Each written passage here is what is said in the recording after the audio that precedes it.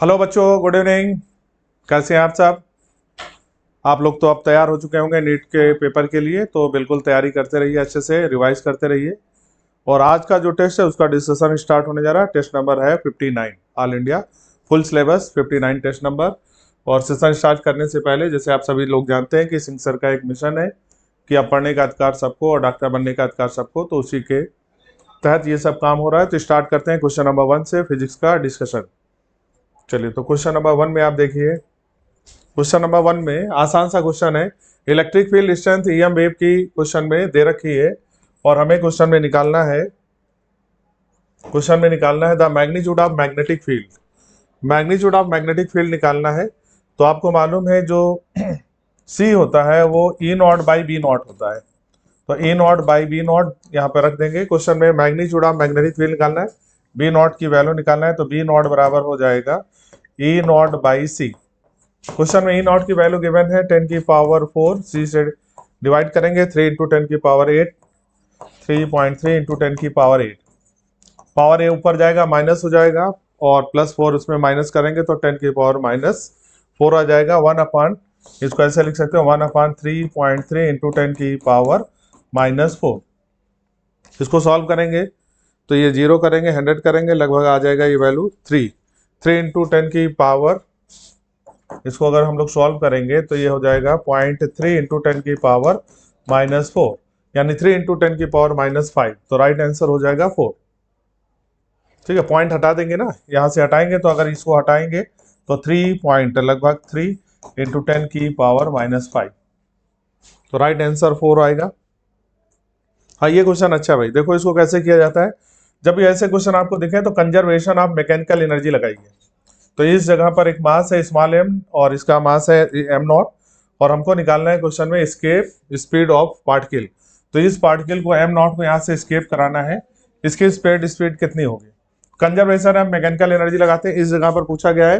तो इस जगह पर काइनेटिक एनर्जी प्लस इस जगह की पोटेंशियल एनर्जी, एस्केप कर गया मतलब इंटरस्टेलर स्पेस में चला गया, तो इस जगह पर kinetic energy 0, potential energy 0। Start करते हैं यहाँ पर conservation of energy, mechanical energy लगाते हैं। काइनेटिक एनर्जी यहाँ पर हो जाएगा हाफ, एम नॉट को फेंकना है, स्पीड रखनी है वी स्केप। अब चलो पोटेंशियल एनर्जी देखते हैं। तो पोटेंशियल एनर्जी अर्थ के सरफेस से कितनी, अर्थ जो है वो सॉलिड स्फीयर है, सॉलिड में हम लोग अगर पोटेंशियल एनर्जी दें तो माइनस का G M M, G capital यहाँ पर कैपिटल एम है, small M not, G M M, और 3r² यहाँ पर क्या हो जाएगा 3r², 3r² माइनस एक्स की जगह पर क्या रखोगे r/2 का स्क्वायर, और डिवाइड किससे करेंगे, डिवाइड करते हैं 2r³। ये फार्मूला होता है पोटेंशियल एनर्जी का। इक्वल टू क्या हो जाएगा 0, काइनेटिक एनर्जी 0, पोटेंशियल एनर्जी 0। इसी को हमको केवल सॉल्व करना है, ठीक है। पोटेंशियल एनर्जी का फार्मूला जो लगा है इलेक्ट्रिक फील्ड में, जैसे आपने पढ़ा है नॉन कंडक्टिंग में, इनसाइड फार्मूला क्या होता है 1/4π0 3r² माइनस x² अपान 2r³। वही सेम फार्मूला यहाँ पर लगा रहे हैं, g m1 m2 और 3r² माइनस x² अपान 2r³। सॉल्व करते हैं, यहाँ से m नॉट से m नॉट कट जाएगा, सॉल्व करेंगे तो वैल्यू आ जाएगी हमारी, देखिए ध्यान से, हाफ एम नॉट। तो एम नॉट से एक एम नॉट कट जाएगी, ये पूरी वैल्यू इधर आके प्लस हो जाएगी। सॉल्व कर लेते हैं, 1/2 एम नॉट वी का स्क्वायर बराबर क्या हो जाएगा, देखो ध्यान से, ये capital G capital M not और स्मॉल एम नॉट डिवाइड कर रहे हैं किससे 2r³ से, और 3r² में से r²/4 गया, तो ये r²/4, ये 12 माइनस, यानी ये वैल्यू आ जाएगा 11r²/4, नीचे 4 आ जाएगा, ठीक है ना। r³ से ये वाला स्क्वायर हट जाएगा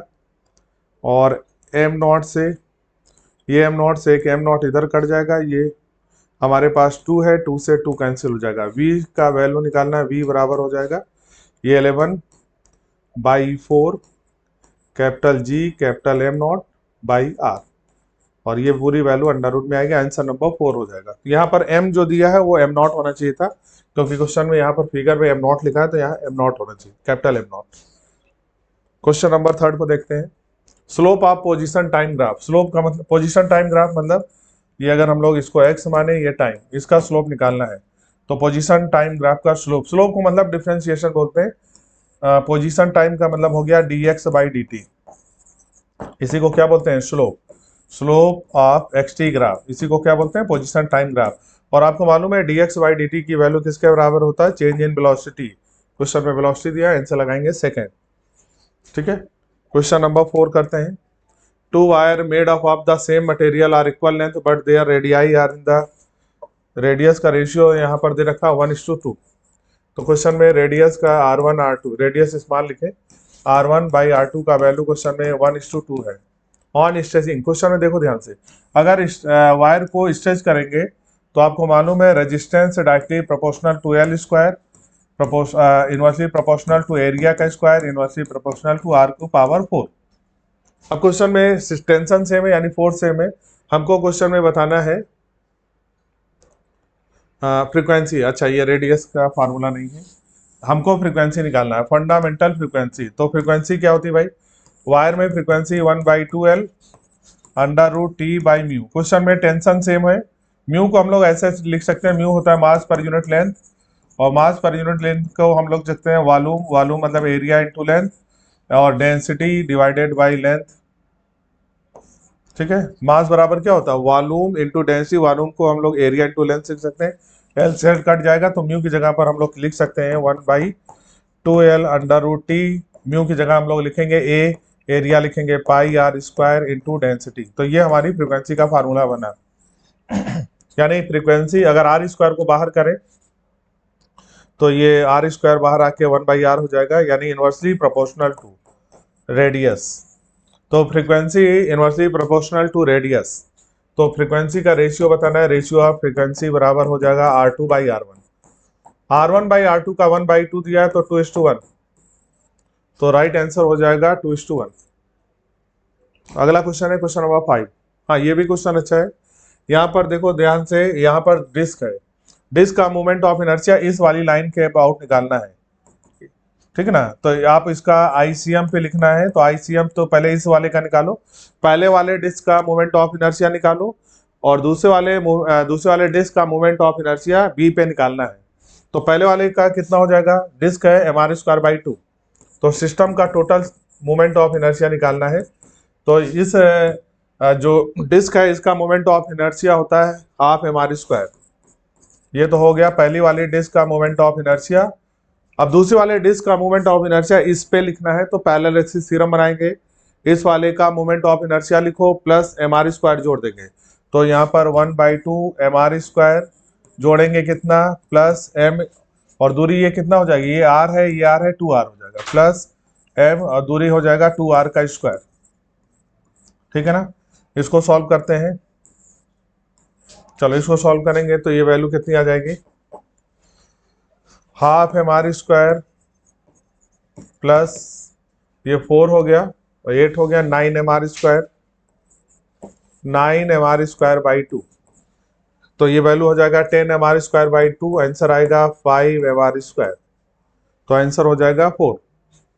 ठीक है, ध्यान से देख लो भाई। तो इस वाले डिस्क पे मोमेंट ऑफ इनर्शिया लिखना है, तो बी वाले का मोमेंट ऑफ इनर्शिया mr²/2। अब ए का मोमेंट ऑफ इनर्शिया बी पे लिखना है, पैरेलल थ्योरम लगाएंगे, पहले ए का मोमेंट ऑफ इनर्शिया लिखेंगे ½ mr² प्लस कितना जोड़ेंगे? इनके बीच की दूरी कितनी हो जाएगी? r + r, 2r, तो m 2r² यहाँ जोड़ देंगे।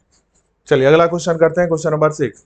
The depletion layer in the PN junction caused by, depletion layer आपको मालूम है जब हम लोग P और N को आपस में जोड़ देते हैं तो यहाँ पर जो चार्ज होते हैं फ्री, यानी कि जो यहाँ पर P मतलब होल्स में जो मेजॉरिटी चार्ज कैरियर होते हैं, N में मेजॉरिटी चार्ज कैरियर इलेक्ट्रॉन, तो जो चार्ज कैरियर होते हैं वो इधर से उधर डिफ्यूज होने शुरू करते हैं।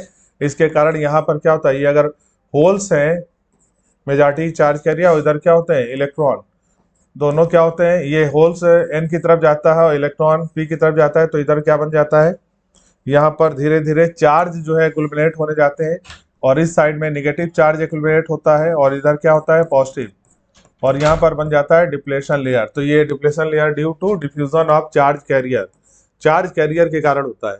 ठीक, polaroid is a place at 45 and incoming clearly polarized light of intensity I0।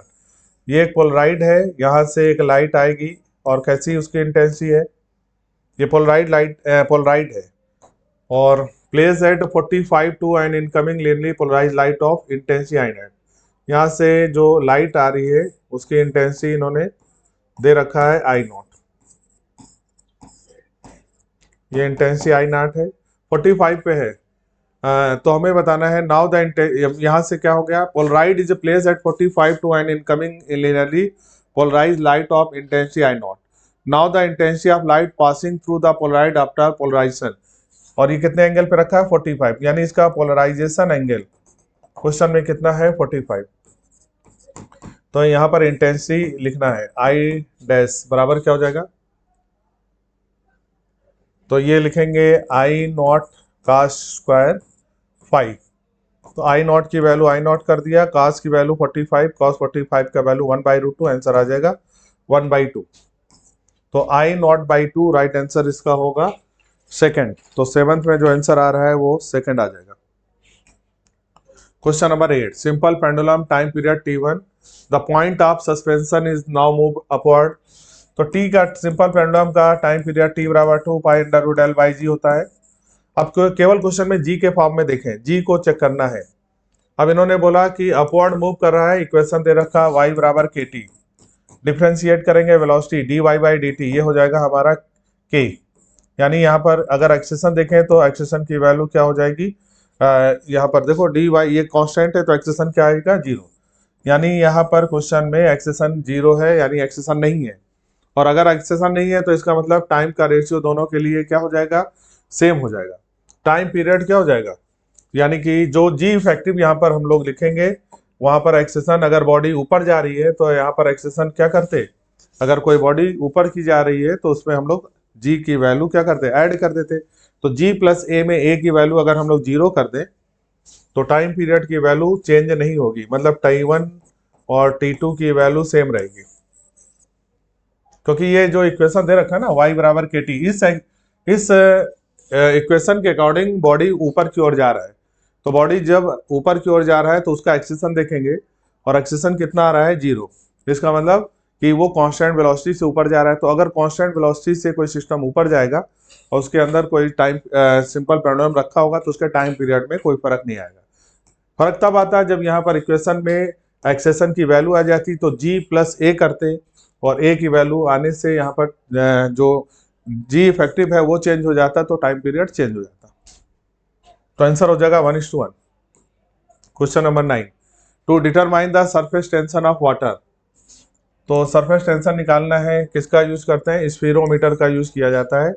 अब इसको याद ही रखना पड़ेगा, थ्योरेटिकल क्वेश्चन है तो आप याद रखें, सरफेस टेंशन वाटर में निकालने के लिए हम लोग स्फीरोमीटर का यूज करते हैं। क्वेश्चन नंबर 10, अब देखो ये इक्वेशन देखो, ये वोल्टेज है और ये फ्रीक्वेंसी है। वोल्टेज और फ्रीक्वेंसी के बीच में इक्वेशन आपको बनानी है। आपको ध्यान होगा यहाँ पर ये जो इक्वेशन होती है वो होती है आइंस्टीन फोटो इलेक्ट्रिक इक्वेशन। क्या था, इंसिडेंट एनर्जी जो होती है वो work function plus kinetic energy के बराबर होता है, मैक्सिमम काइनेटिक एनर्जी के बराबर होती है। चलो यहाँ से इक्वेशन बनाएंगे, ई की जगह पर, अच्छा काइनेटिक एनर्जी की मैक्सिमम वैल्यू यहाँ पर लिखें पहले ई की, ई को हम लोग अगर ई को एच न्यू लिखें, वर्क फंक्शन ऐसे रहने दें, प्लस काइनेटिक एनर्जी की मैक्सिमम की वैल्यू हम लोग ई वी लिख दिया। तो ई वी को इधर ले आए, ई वी बराबर हमारे पास क्या आ जाएगा, H new plus work function. अच्छा वी की वैल्यू वोल्ट में लिखेंगे तो H by E new plus kinetic energy को इधर ले आए और ये माइनस हो जाएगा, ये प्लस की जगह माइनस आएगा, H new minus work function, ठीक है ना, एच न्यू और यहाँ पर आ जाएगा work function divided by E. ये इक्वेशन बनी, यानी जो ये ग्राफ बना है ये इस इक्वेशन का ग्राफ है। आपको ध्यान से देखो, वाई एक्सिस पे हम लोग वी रख रहे हैं, एक्स एक्सिस पे यहाँ पर फ्रीक्वेंसी रख रहे हैं, और ये एम कहलाएगा एच बाई ई, और ये हमारा इंटरसेप्ट कहलाएगा। क्वेश्चन में हमको देखो ध्यान से, क्वेश्चन में वर्क फंक्शन निकालना है। वर्क फंक्शन कहाँ पे है, तो वर्क फंक्शन बाई ई यहाँ पर है, अगर यानी कि ये जो है सी है, इंटरसेप्ट है। तो आप जरा ध्यान से देखें इक्वेशन को, अगर हम लोग लिखें यहाँ पर तो एच यहाँ इंटरसेप्ट, ये जो एंगल होगा ये होगा स्लोप, इसको क्या बोलेंगे थीटा। जो स्लोप इधर होगा वही स्लोप इधर भी होगा। अगर इसको हम लोग आगे मिला दें, ये हमारा क्या कहलाएगा, यही हमारा वर्क फंक्शन बाई ई कहलाएगा, है ना। जो एंगल इधर होता है वही एंगल इधर होता है। तो इधर का एंगल देख लो कितना होता है, परपेंडिकुलर अपान बेस। परपेंडिकुलर में क्या रखेंगे, 1/6, और बेस में 6 - 2 4 इंटू 10⁻14। यही वैल्यू इधर भी आनी चाहिए। इधर कितना हो जाएगा, 5/e, 5/e, यही तो इंटरसेप्ट है।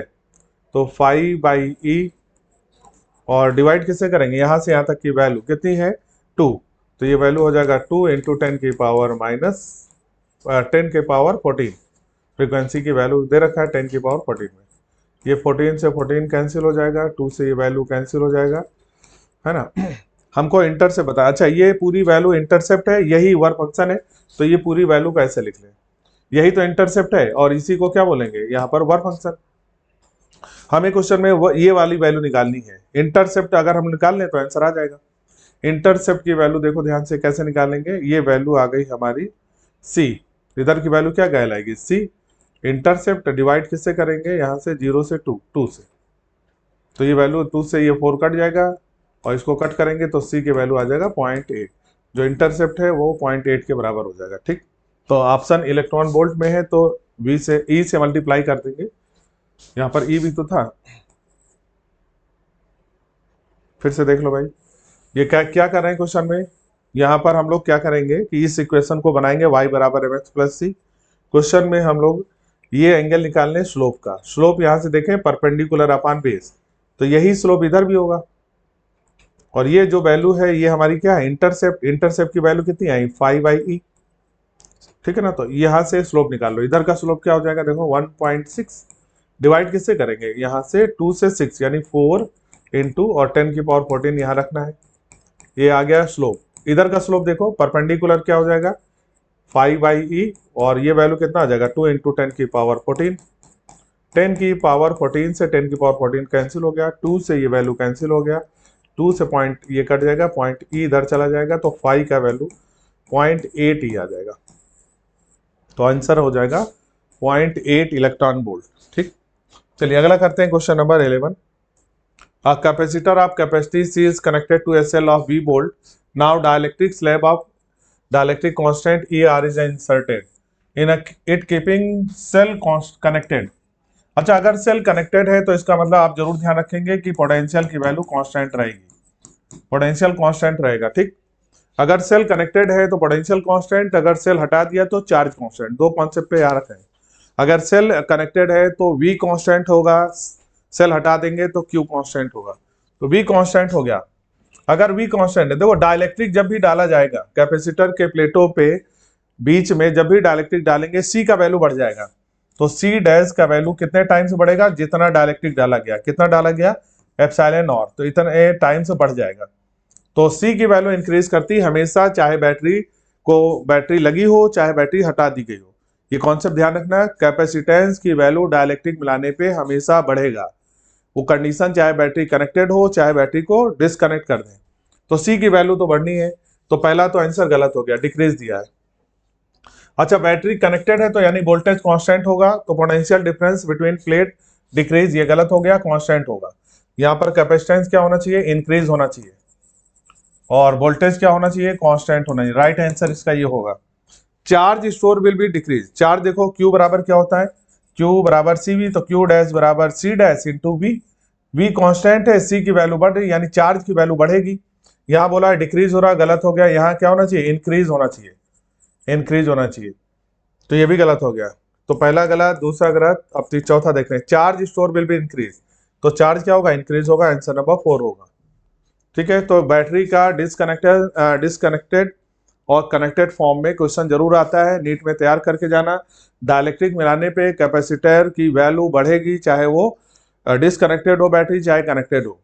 उसके बाद से क्वेश्चन हम लोग सॉल्व करना शुरू करेंगे। अगर बैटरी कनेक्टेड है V कांस्टेंट कर देंगे, बैटरी डिसकनेक्टेड है तो Q कांस्टेंट करके सारे फार्मूले को यूज करेंगे। Question number 12, epsilon not is a permittivity of free space. तो यहाँ पर क्वेश्चन में इक्वेशन है 2/μ0 एप्सिलॉन नॉट, और इसका पावर 1/2 है। इसकी हमको डायमेंशन निकालनी है। आपको मालूम है कि डायमेंशन ये वाली आपको याद होगी 1/μ0 एप्सिलॉन नॉट, जिसको हम लोग क्या पढ़ते थे, इसको हम लोग बोलते थे सी, स्पीड ऑफ लाइट। बस यहाँ पर 1 की जगह 2 कर दिया गया, क्वेश्चन वही है, और नंबर जो है डायमेंशन लेस क्वांटिटी है तो इसको हटा देंगे। फार्मूला यही है, इसका मतलब इसकी dimension speed of light LT-1 होगा, तो LT-1 second option. Question number 13, find the net capacitance between A and B. यहाँ पर ए है, ये बी है। अगर आप गौर से देखो, ऊपर वाले फिगर को देखो, यहां से लेके यहां तक, ये एक हमारा बैलेंस व्हीट स्टोन ब्रिज बन रहा है। बैलेंस व्हीट स्टोन ब्रिज, इसका रेशियो अपान इसका सेम आएगा, इसका अपान इसका। इसका मतलब इस ब्रांच को यहां से हटा दो, तो ये ब्रांच यहां से हट गई। अब आपको ये ऊपर जो आ गया वो सेम वैल्यू के हैं। जब भी कोई कैपेसिटर या रेजिस्टेंस सेम वैल्यू के लगे हों तो आप मान लेना कि उसका इक्विवेलेंट भी सेम आएगा। सेम का मतलब जो इंडिविजुअल एक वैल्यू है वही सी के बराबर आएगा। जैसे यहाँ पर सभी वैल्यू सी के लगे हुए हैं, तो अगर ये बैलेंस व्हीट स्टोन ब्रिज बनाएगा तो इसका इक्विवेलेंट सी आएगा। तो अच्छा, इसका ऊपर में तो सी आ गया, नीचे उसके पैरेलल में अगर हम लोग फिगर में बनाए तो ये वाला तो हमारा ए और बी के बीच में है, और ऊपर कितना आ गया हमारा, ऊपर हमारा आ गया सी, क्योंकि ये बैलेंस व्हीट स्टोन ब्रिज है। तो ऊपर सी और नीचे सी आपस में पैरेलल हो गए, तो सी इक्विवेलेंट क्या आ जाएगा, 2C। तो राइट आंसर इसका हो जाएगा 2C के बराबर। तो ऑप्शन नंबर 3 करेक्ट हो जाएगा। क्वेश्चन नंबर 14, हाँ, यहाँ पर एक अल्फा पार्ट के लिए जब projected towards stationary uranium nucleus with kinetic energy के, हमको बताना है distance of closest approach. Closest approach का कॉन्सेप्ट क्या है कि काइनेटिक एनर्जी की वैल्यू किसके बराबर, पोटेंशियल एनर्जी के बराबर कर दो। चलो, तो यहाँ पर पोटेंशियल एनर्जी निकालें। यहाँ पर अगर मान लो जो न्यूक्लियस है उसका एटॉमिक नंबर 92 है, तो ये मान लेते हैं Ze हो गया, और यहाँ से कोई अल्फा पार्टिकल यहाँ पर टकराएगा, तो ये जो दूरी आती है ये R0, जहाँ तक वो जा सकता है वो कहलाता है हमारा R0। तो अब यहाँ पर U की वैल्यू लिखें। यहाँ पर चार्ज अल्फा पार्टिकल के पे चार्ज होता है 2E, और जो इस पे यूरेनियम पे चार्ज हो जाएगा 92E। तो पोटेंशियल एनर्जी हो जाएगा 1/4 Q1 Q2 बाई R। तो यहाँ पर 1/4 को K लिख दिया, Q1 Q2, तो चार्ज की वैल्यू 92 ये हो गया, और into 2 in alpha particle projected towards station, तो अल्फा पे चार्ज 2E, तो 92 इंटू 2E² डिवाइडेड बाई क्या हो जाएगा, R², R नॉट, ये काइनेटिक एनर्जी हो गया।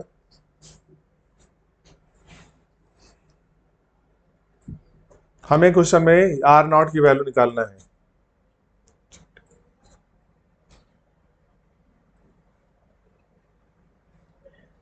अच्छा, अल्फा पार्टिकल पे चार्ज, अल्फा पार्टिकल Ze² होता है ना, ये पोटेंशियल एनर्जी क्या लिखेंगे, 1/4 Ze² बाई R0।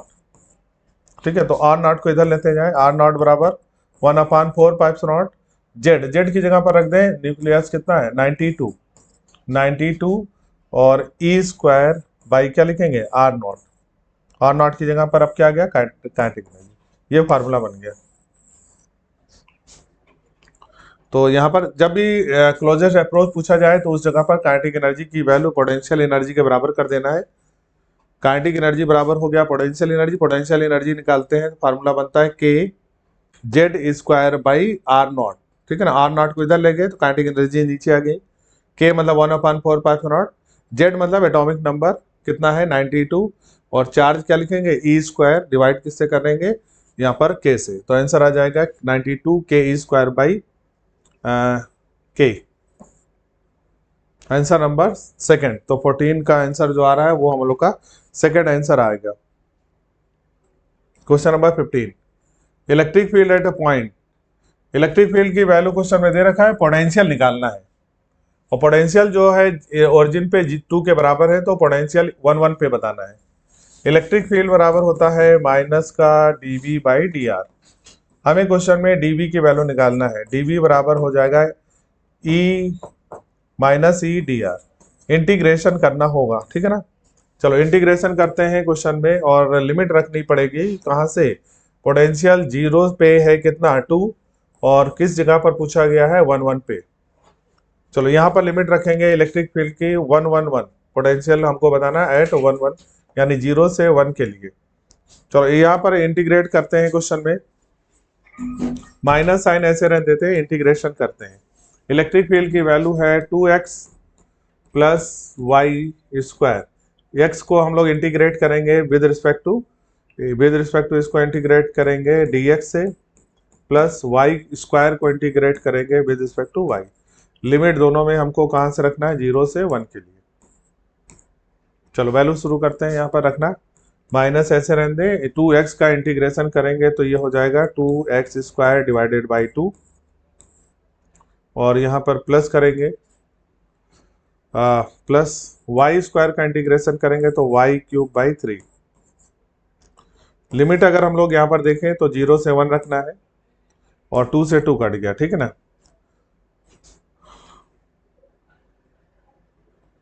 ठीक है, अब क्वेश्चन में यहाँ पर वैल्यू रखें, पोटेंशियल यहाँ पर देखो ध्यान से, फाइनल में यहाँ पर है v, इनिशियल है 2, v माइनस 2। अब इसको यहाँ पर सॉल्व करते हैं तो यहाँ पर वैल्यू आएगी माइनस, इसकी वैल्यू अगर 1 रख दें तो ये 1 प्लस y की जगह 1/3, ये वैल्यू हो गया 3 प्लस 1 4/3, माइनस का 4/3, तो v की वैल्यू आ गया b/3 प्लस 2, ठीक है ना, b/3 1/3 प्लस 2। देखो ध्यान से, -2 इधर आके जुड़ जाएगा, यहाँ पर हमारी कितनी आई 2/3, 2/3 और ये वैल्यू किस में आई थी, माइनस में, और इसमें प्लस 2 करेंगे, वैल्यू आ जाएगा 6 - 2 यानी 4/3, 4/3 आ जाएगा,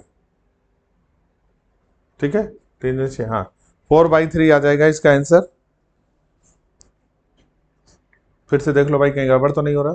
लिमिट यहाँ पे रखेंगे, इंटीग्रेशन करना है 2x प्लस वाई स्क्वायर का इंटीग्रेशन हो जाएगा 2x square by 2 plus Y cube by 3, ठीक है। 2 से 2 कट गया यहाँ पर। अब हमको लिमिट रखनी है, 1 रखेंगे x की जगह पर तो ये 1 आ जाएगा, प्लस 1/3 तो ये हो गया 3 प्लस 1 4/3, माइनस का 4/3, ये वैल्यू हमारी आई माइनस का 4/3, यहाँ पर गड़बड़ लिख दिया, यहाँ पर वैल्यू कितनी आ जाएगी, माइनस का 4/3, तो ये -2 इधर आके प्लस हो जाएगा तो v की वैल्यू आ जाएगा -4/3 प्लस 2। अब सॉल्व करेंगे 6 - 4 2/3, तो 2/3 इसका राइट आंसर सेकंड होगा। तो थोड़ा कैलकुलेशन चेक कर लेना, यहाँ गड़बड़ हो रहा था। यहाँ पर वैल्यू सॉल्व करेंगे तो वैल्यू आएगी -4/3, और ये जो 2 है इधर आके प्लस हो जाएगा तो आंसर आ जाएगा 2/3। चलिए अगला करते हैं question number 16, 2 particle of equal मास। देखो जब बाइनरी सिस्टम दिया हो तो इसमें हम लोग को ध्यान रखना है कि जो यहाँ पर सेंटीपिटल फोर्स होगा उसको mv²/r के बराबर करना है। सेंटीपिटल फोर्स यहाँ पर क्या लगाएगा, कौन लगाएगा, gravitational force G capital M into M, तो Gm², दूरी कितनी है r, तो M और M के बीच की दूरी 2r हो गया, स्क्वायर करेंगे तो 2r² बराबर, ये क्या करना है, यहाँ पर हम लोग mv²/r के बराबर करेंगे, mv²/r। सॉल्व करते हैं, यहाँ पर m से m, एक m कैंसिल हो जाएगा, तो Gm 4r² बराबर क्या लिखोगे, v²/r, एक r से एक r कैंसिल हो जाएगा तो v की वैल्यू आ जाएगी √Gm/4r, तो Gm/4r, 4 को बाहर कर सकते हैं तो राइट आंसर हो जाएगा 1/2 √Gm/r, तो Gm स्मॉल होगा Gm/r, तो 1/2 Gm/r, फोर्थ ऑप्शन सही होगा। Question number 17, height eight which the weight of body become 116। मान लो ये अर्थ सरफेस है, इस जगह पर अगर हम लोग वेट W लिखें तो h हाइट पे इसका वेट मान लेने W डैश है तो W डैश बराबर क्या लिखेंगे, W/1 प्लस h/r। हम लोगों ने इस फार्मूले को G के टर्म में, जो फार्मूला होता है उसमें m से मल्टीप्लाई करके इसको वेट बना दिया। यहाँ पर क्वेश्चन में दे रखा है जो weight on the h height कितना है, 116 of weight on the surface, surface का 116, तो W/16 बराबर क्या लिखोगे, ये W रहने दो, 1 प्लस h/r का होल स्क्वायर, W से W कट गया, इसको सॉल्व करेंगे तो ये वैल्यू हो गया 4 बराबर 1 प्लस h/r, तो h/r बराबर हो गया 3, एच बाई आर बराबर क्या आ गया 3। क्वेश्चन में एच की वैल्यू निकालना है तो आंसर आएगा 3R। अच्छा क्वेश्चन है। तो जी के फॉर्म में हम लोग इक्वेशन जो लिखते हैं उसी को वेट के फॉर्म में लिख दिया। सरफेस पे जी क्या होता है GM/R²। और यहाँ पर क्या हो जाएगा G डैश बराबर सरफेस का G अपान 1 प्लस H/R²। इस फार्मूले में हम लोगों ने केवल क्या किया, m से मल्टीप्लाई कर दिया तो ये वेट हो गया। तो डायरेक्ट आप वेट का फार्मूला यूज करें। क्वेश्चन नंबर 18 में बोला गया a car is moving on straight road at a speed of 20 metre per second. तो अगर कार जो है वो चल रही है रोड पे कितनी स्पीड से, 20 मीटर पर सेकेंड से, और ये रफ सरफेस है, जाके यहाँ पे क्या हो गई, रुक गई, रेस्ट में आ गई। तो क्वेश्चन में यानी v की वैल्यू 0 कर देना। स्टॉपिंग डिस्टेंस s होता है, तो इस v² बराबर u² माइनस 2as। तो स्टॉपिंग डिस्टेंस बराबर क्या लिखोगे, ये 0 हो गया, इसको क्या करना है 0, तो u² अपान 2a। ये स्टॉपिंग डिस्टेंस का फार्मूला है, स्टॉपिंग डिस्टेंस का ये फार्मूला है, ठीक है ना। अब जरा ध्यान से देखें यहाँ पर। अच्छा, कोई बॉडी अगर रफ सरफेस में हॉरिजॉन्टल चल रही है तो एक्सेशन म्यू जी के बराबर होगा। तो स्टॉपिंग डिस्टेंस बराबर हो गया u² अपान 2, a की जगह म्यू इंटू जी रख दें। u की जगह क्वेश्चन में दे रखा है 20 स्क्वायर करेंगे 400। 2 म्यू की वैल्यू क्वेश्चन में दे रखा है हमें 0.4। जी की वैल्यू अगर 10 रख, यहाँ पर दे रखा है 10 ही रख दें। 10 से ये कैंसिल हो गया, 8 से इसको कट करें, आ जाएगा आंसर 50 मीटर। 50 मीटर इसका राइट आंसर होगा थर्ड। तो स्टॉपिंग डिस्टेंस कई बार नीट में पूछा गया है, आप कॉन्सेप्ट बिल्कुल ध्यान रखें। स्टॉपिंग डिस्टेंस बराबर होता है u² अपान 2a, और a का वैल्यू रफ हॉरिजॉन्टल सरफेस में म्यू जी के बराबर होता है। Question number 19, the water rises in the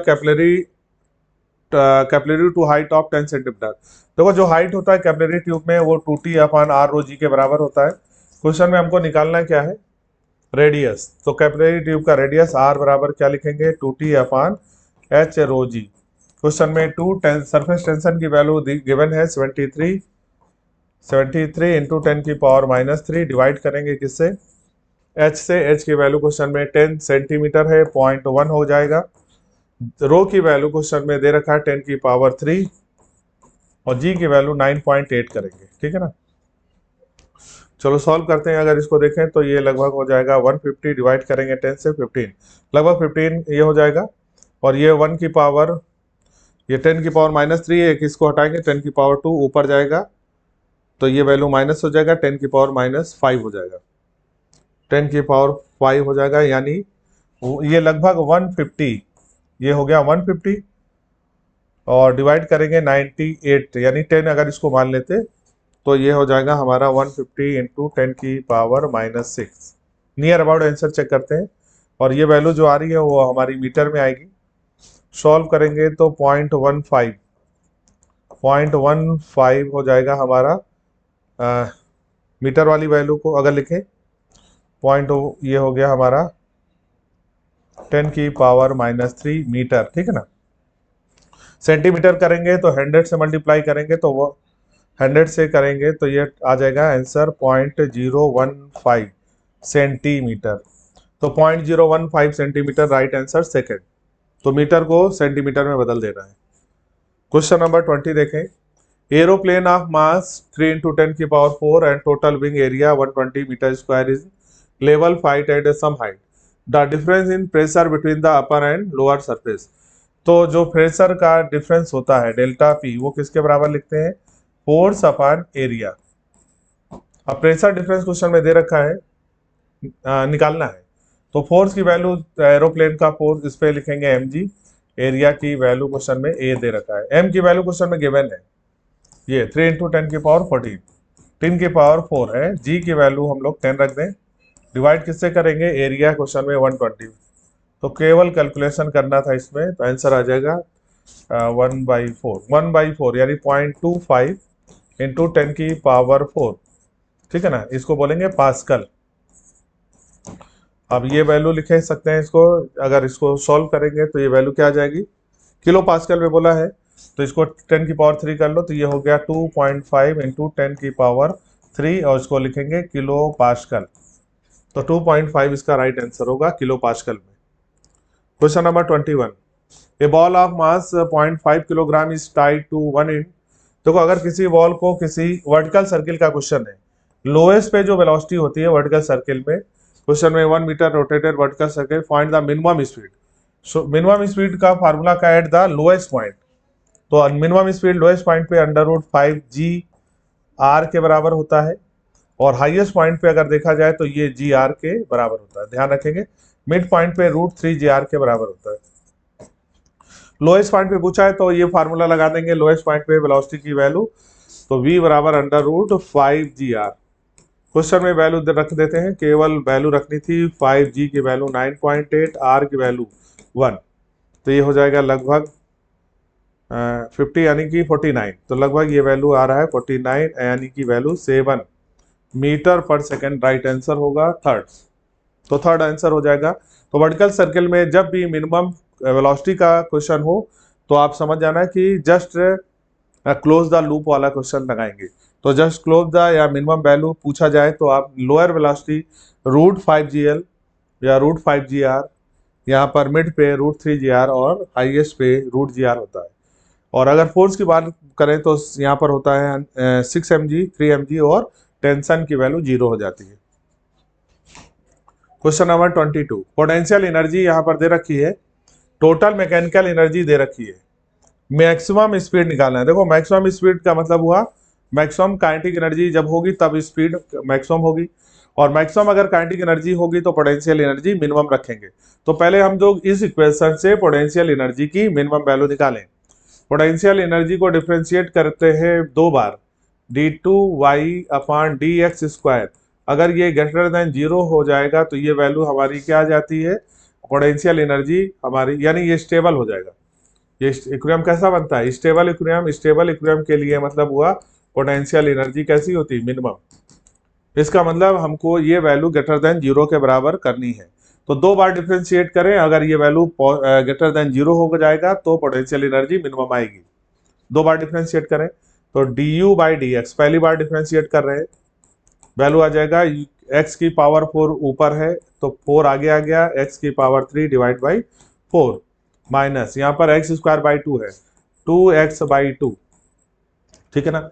4 से 4 कट गया, 2 से 2 कट गया, फिर से एक बार डिफ्रेंशिएट करें, अब हो गया du2 का अपान d2, इसको ऐसे लिखेंगे d2u/dx²। दोबारा करेंगे तो x³ का हो गया 3x² और -1, ठीक है ना। अगर हम लोग यहाँ पर x को 0 रखें तो वैल्यू क्या आ जाएगी, निगेटिव में आ जाएगी। हमको क्या चाहिए, u की वैल्यू ग्रेटर देन 0, तो यानी x की वैल्यू अगर हम लोग यहाँ पर 1 रखें, अगर x की वैल्यू 1 रखें तो वैल्यू क्या आ जाएगी, u की वैल्यू निगेटिव नहीं ग्रेटर देन 0 आएगा, तो u ग्रेटर देन 0 हो जाएगा। यानी u की वैल्यू हम लोग +1 रखें, यहाँ पर x की वैल्यू 1 रखें, इस x को उठा के इस इक्वेशन में रखें, तो u की वैल्यू हो जाएगा 1/4 माइनस 1/2, तो ये वैल्यू आ गया -1/4, यानी ये पोटेंशियल एनर्जी अब मिनिमम कहलाएगी। तो हम लोग पहले x की वैल्यू निकालेंगे, उस x को इस इक्वेशन में रखेंगे, यहाँ से पोटेंशियल एनर्जी जो आएगी वो मिनिमम आ गई। पोटेंशियल एनर्जी मिनिमम है, टोटल एनर्जी हमारी कितनी है 2, तो kinetic energy maximum plus potential energy minimum equal to total energy 2। Minimum potential energy की वैल्यू हमें मालूम हो गई, मैक्सिमम काइनेटिक एनर्जी क्या लिख सकते हो, हाफ, क्वेश्चन में वेलोसिटी निकालना, हाफ m की वैल्यू क्वेश्चन में गिवन है 1 और वेलोसिटी की वैल्यू मैक्सिमम का स्क्वायर माइनस यहाँ पर पोटेंशियल एनर्जी -1/4 आई है बराबर 2, ठीक है ना।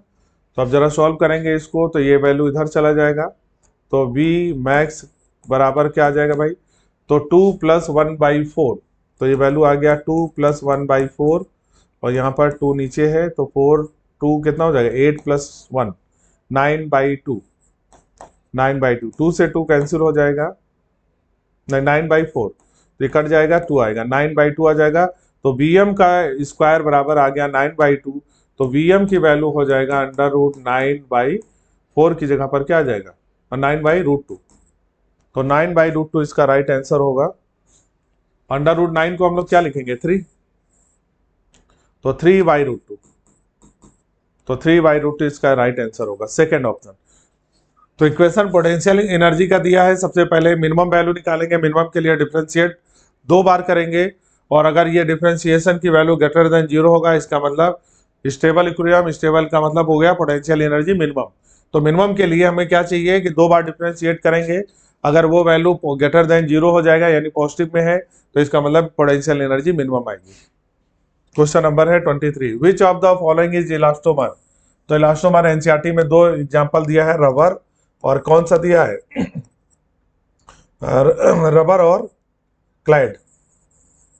ये दोनों एग्जाम्पल जो होते हैं वो किसके होते हैं, इलास्टोमर का। मड, मड जिसको क्या बोलते हैं, मड है ना, मड लिख सकते हो। क्वेश्चन नंबर है 24, a point charge Q is placed at the center of hollow cylinder as shown in the figure. If this charge is moved towards, देखो ये चार्ज जो है मूव करेगा किधर, ए की तरफ, तो चार्ज को ए की तरफ मूव कराओ। जब चार्ज यहाँ से निकलेगा तो आपको मालूम है जो पॉजिटिव चार्ज होता है उससे फील्ड लाइंस बाहर की तरफ निकलती है, तो यहाँ से जो फील्ड लाइन निकल रही थी वो इसमें ऐसे पास होके जा रही थी, तो यहाँ पर फ्लक्स जो है वो क्या है, ज्यादा था। जैसे ही क्यू को इधर किया, अब चार्ज क्यू इधर आ गया, तो जो फील्ड लाइंस होगा वो अब पूरा यहाँ तक नहीं पहुंच रहा होगा, बी तक। इसका मतलब जैसे जैसे चार्ज मूव करेगा फ्लक्स डिक्रीज करेगा, और ए पे फ्लक्स इंक्रीज करेगा। पूछा कहाँ पर है, electric flux related with phase B, B phase के लिए लिखना है। तो यहाँ से देखो जैसे ही चार्ज को इस डायरेक्शन में मूव कराएंगे, जो फील्ड लाइंस इससे पास हो रही थी वो अब कम यहाँ से पास होंगी, और ए पे फील्ड लाइन ज्यादा पास होने लगेंगी, तो ए पे बढ़ जाएगा, बी पे पूछा है तो बी पे डिक्रीज करेगा। ठीक है ना, वैल्यू वही रहेगी, वैल्यू तो वही रहेगी, फ्लक्स बराबर Q inside upon epsilon not, value तो वही रहेगी, बस इंक्रीज और डिक्रीज में आपको देखना है। तो इंक्रीज डिक्रीज कब होगा, जब वैल्यू आपको यहाँ पर देख लो ध्यान से, वैल्यू वही रहेगी, बस जब यहाँ से डिस्प्लेस करेंगे ए की तरफ तो बी पे कम हो जाएगा, ए पे बढ़ जाएगा, लेकिन total value Q upon epsilon not ही आएगी। तो जितना इधर बढ़ेगा, जितना इधर कम हो रहा उतना ही उधर बढ़ जाता है। क्वेश्चन नंबर है 25, glass tube of uniform bore and length 133 centimeter is to be filled with mercury so that the volume of the tube above the mercury level remain same at all temperature. Question में ये line बड़ी important है कि जो tube है above the mercury level remain same at temperature, यानी delta we, दोनों case में डेल्टा वी जो है वो क्या है, बराबर कर दें। डेल्टा वी किसके लिए, मर्करी के लिए, और किसके लिए, ग्लास के लिए सेम कर दें। ठीक है ना, डेल्टा वी का वैल्यू होता है वी इंटू गामा मरकरी हो गया इंटू डेल्टा थीटा टेम्परेचर। यहाँ पर भी लिखेंगे वी किसके लिए, मरकरी, यहाँ पर लिखेंगे ग्लास के लिए इंटू ग्लास और into delta theta. Delta theta से डेल्टा थीटा ये कट जाएगा, ये कैंसिल हो जाएगा। ठीक है ना, वॉल्यूम को हम लोग लिख सकते हैं एरिया इंटू लेंथ, तो इसका एरिया ए, लेंथ हम लोग इसका मरकरी का निकालना है, गामा मरकरी बराबर क्या लिखेंगे, वॉल्यूम में यहाँ पर area into length of glass into gamma of glass. Area से एरिया कैंसिल कर देंगे, हमें लेंथ निकालना है किसका, मरकरी का। तो मरकरी का लेंथ निकालने के लिए आप फार्मूले को देखो ध्यान से, लेंथ ऑफ मरकरी बराबर क्या हो जाएगा, मरकरी का लेंथ निकालना है तो लेंथ ऑफ ग्लास, लेंथ कितना ग्लास का 133 सेंटीमीटर 10 की पावर -2 इंटू क्या लिखेंगे, gamma of glass, gamma of glass कितना है 2.6 इंटू 10 की पावर -5, डिवाइड किससे करेंगे, गामा ऑफ मरकरी 18.2 इंटू 10 की पावर -5 से ये वाला वैल्यू कैंसिल हो जाएगा, और अगर इसको सॉल्व करेंगे तो शायद वैल्यू आ रही है 19 सेंटीमीटर। ठीक है ना, तो सॉल्व कर लेंगे तो ये वैल्यू लगभग ये आ जाएगा हमारा, तो 19 सेंटीमीटर का राइट आंसर हो जाएगा सेकंड। तो 25 का आंसर जो आ रहा है वो सेकंड ऑप्शन यहाँ पर आ जाएगा। ठीक है भाई, तो ये था आज का हम लोग का 1 से 25, इसके आगे आपको आरडी सर कराएंगे। Thank you so much. जय हिंद बच्चों। एफएसटी नंबर 59 28 अप्रैल को जो टेस्ट हुआ था उसका क्वेश्चन नंबर हम लोग जा रहे हैं एक्सप्लेन करने। 1 से 25 तक अभी वसीम सर कर चुके हैं, आगे से हम करते हैं। तो देखो ये क्वेश्चन नंबर 26 है, और कहते हैं कि R1 greater than R2, power dissipation will be.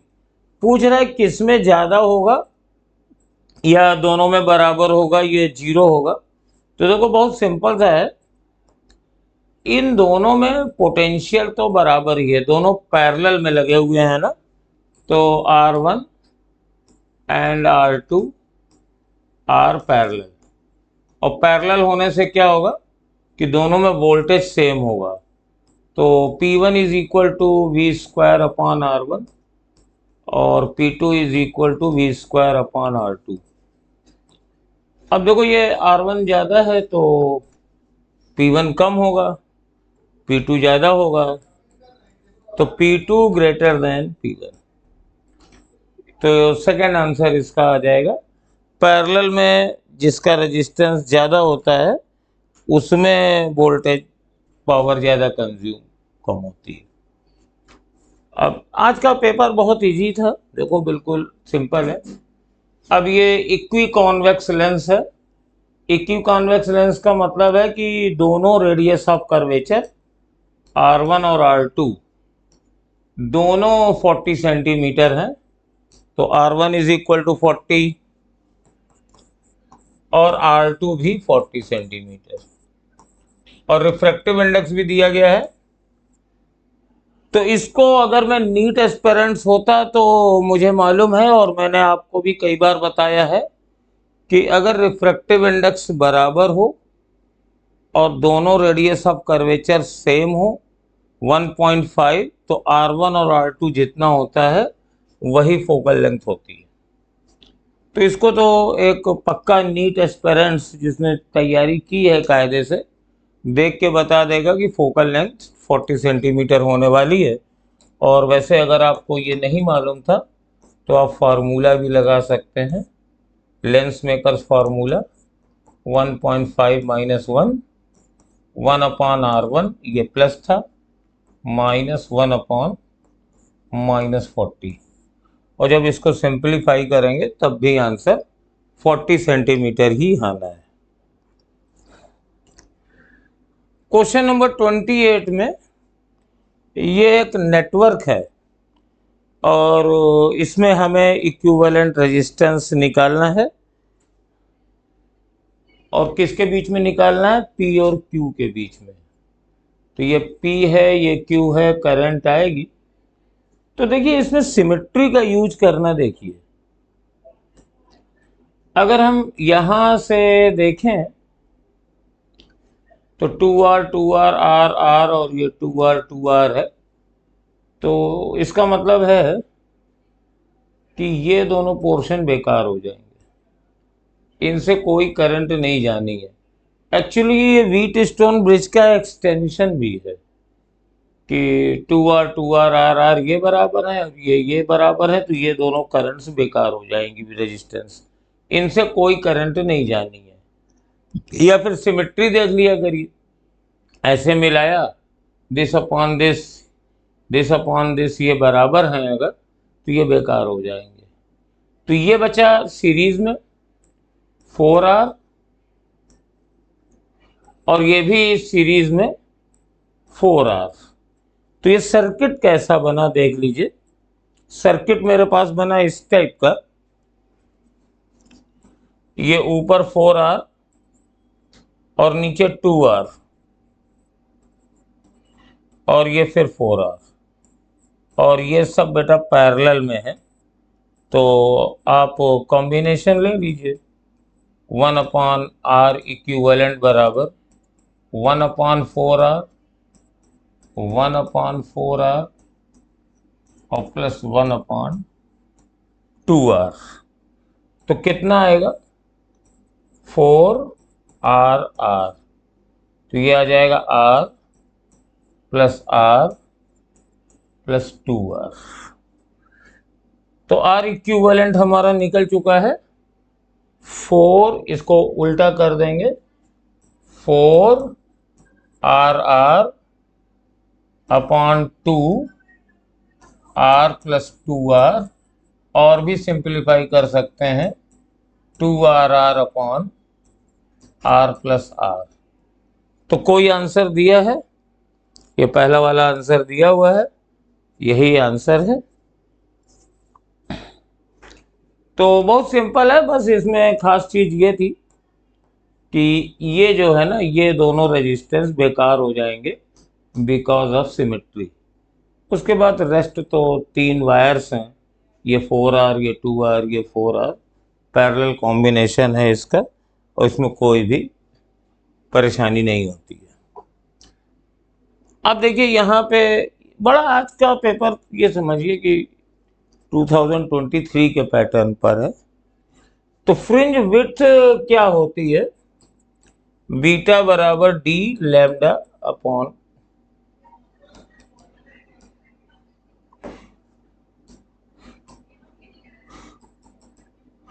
Beta fringe width चौड़ाई D lambda by D.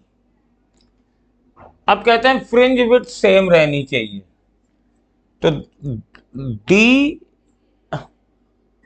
Both. अब देखिए यहाँ छपा नहीं है तो मुझे ओरिजिनल पेपर में देखना पड़ेगा।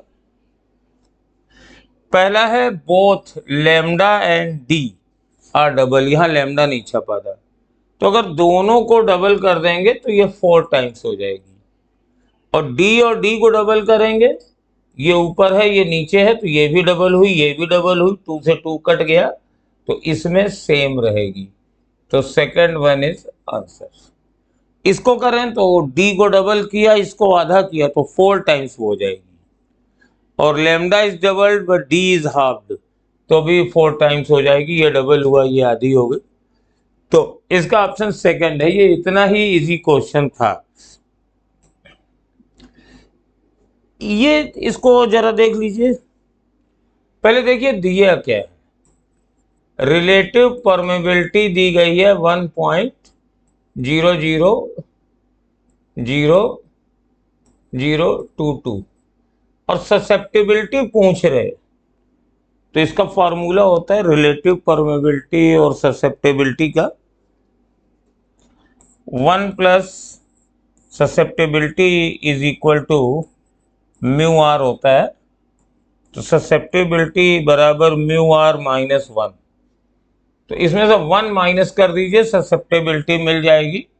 तो सेकंड आंसर है। जीरो जरा देख लेना, 4 जीरो है तो 4 जीरो इसमें भी रहेंगे, जीरो ना ऐसा हो गिन ना पाओ। तो बहुत ही सिंपल टाइप का ये एक फॉर्मूले का क्वेश्चन था। आइए, ये इम्पीडेंस निकालना है, तो पहले तो इम्पीडेंस का फॉर्मूला लिखो। इम्पीडेंस होता है R square plus O XL minus XC, या एक्सी माइनस एक्सएल, दोनों ही कर सकते हैं, इसका होल स्क्वायर।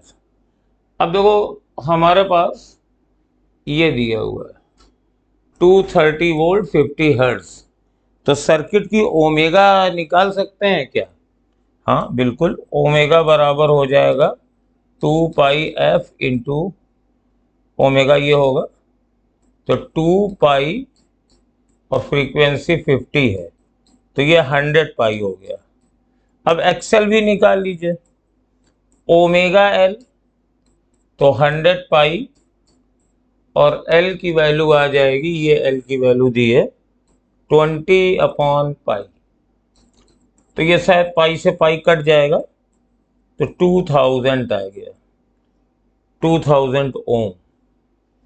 और एक्सी भी निकाल लीजिए कहीं, एक्सी बराबर 1 अपॉन ओमेगा सी, तो 1 अपॉन 100 पाई, और सी कितना दिया है 5 अपॉन पाई माइक्रोफैराड, तो इधर नहीं निकल पा रहा है तो हम इधर निकालते हैं। एक्सी बराबर 1 अपॉन ओमेगा मालूम है 100 पाई है, और सी है 5 अपॉन पाई माइक्रोफैराड, ये गया। तो बेटा ये पाई से पाई तो कट जाएगा, ये 10 टू द पावर 6 ऊपर जाएगा, तो इसको 1000 इंटू 1000 कर लेते हैं, है ना, और ये 100 पंचे 500 हो गया है, 500, तो ये 2 आ जाएगा।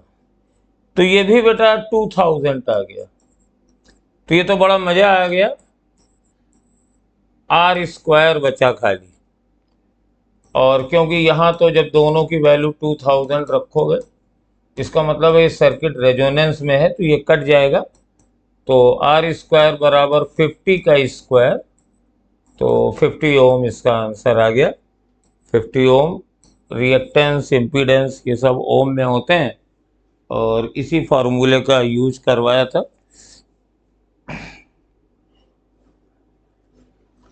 तो आई होप आपको समझ में आ रहा होगा, और वेरिएशंस हम लोग काफ़ी करवा चुके हैं, और आज का पेपर भी बहुत सिंपल है।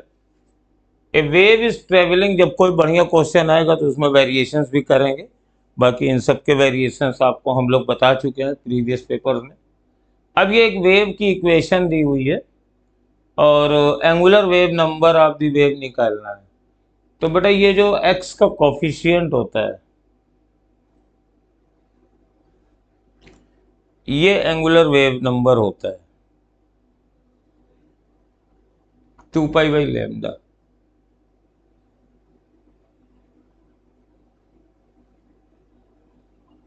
तो 80 हो गया ये इन SI units. Angular wave number is 80। तो फर्स्ट का ए वाला जो है यहां लिख दे रहे हैं, इसका फोर्थ हो गया। एंगुलर वेव नंबर ये होता है ना, वेव का इक्वेशन ए साइन, और यहां जो होता है kx माइनस ओमेगा टी। तो k is the angular wave number, इसके और भी नाम है, प्रोपगेशन कांस्टेंट भी कहते हैं, 2π/λ इसे कहते हैं। तो वो साफ साफ दिख रहा है 80। तो फर्स्ट का फोर्थ हो गया। तो फर्स्ट का फोर्थ सिर्फ एक ही में है, देखो इसमें तो सेकंड है, इसमें थर्ड है, इसमें फोर्थ हो गया, इसमें फर्स्ट हो गया। तो आंसर तो मेरा यहीं से क्रैक हो गया ये क्वेश्चन। बाकी आप मिलाने के लिए चाहो तो मिला सकते हो। वेवलेंथ क्या होगी, तो 2π/λ बराबर 80 है, तो इससे वेवलेंथ भी निकाली जा सकती है।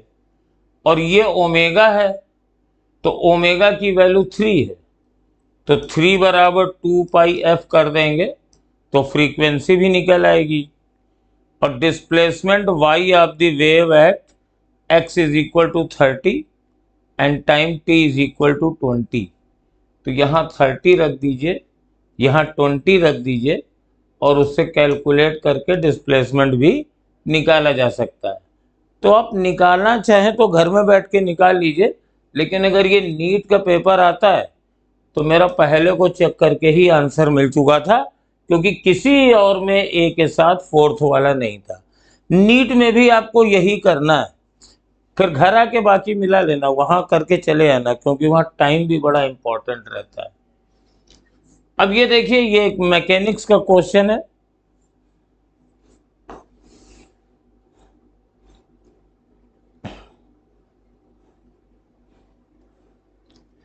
Coefficient of kinetic friction between the trolley and surface is 0.1, then tension in the spring। तो पहले फोर्सेस बनाते हैं यहाँ पे। इसका ये फोर्स यहाँ पे mg बनेगा 6g, ऊपर टेंशन बनेगा, ये टेंशन इधर लगेगा, इसका वेट 30 kg नीचे लगेगा, 30g। नॉर्मल रिएक्शन इसका ये ऊपर लग जाएगा, और फ्रिक्शन इधर लगेगा। तो हम इक्वेशन ऑफ मोशन बनाते हैं। सपोज इसका एक्सेलरेशन नीचे की ओर a है,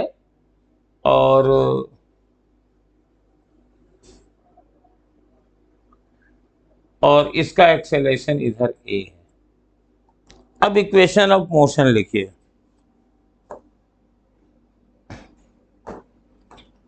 इसके लिए लिखिए 6g minus T is equal to 6a। मैंने पहले नीचे वाले के लिए लिख दिया, और उसके लिए हो जाएगा t minus 0.1 into 30G equal to 30A। क्योंकि दोनों के एक ही स्ट्रिंग से बंधे हुए हैं तो स्ट्रिंग कंस्ट्रेंट से दोनों के एक्सेलेरेशन बराबर होंगे। अब इसमें हमें टी निकालना है, तो ए की वैल्यू किसी से उठा के रख दीजिए या इन दोनों को डिवाइड कर दीजिए, जो आपकी मर्जी हो। हमें तो डिवाइड करने में बहुत मज़ा आता है।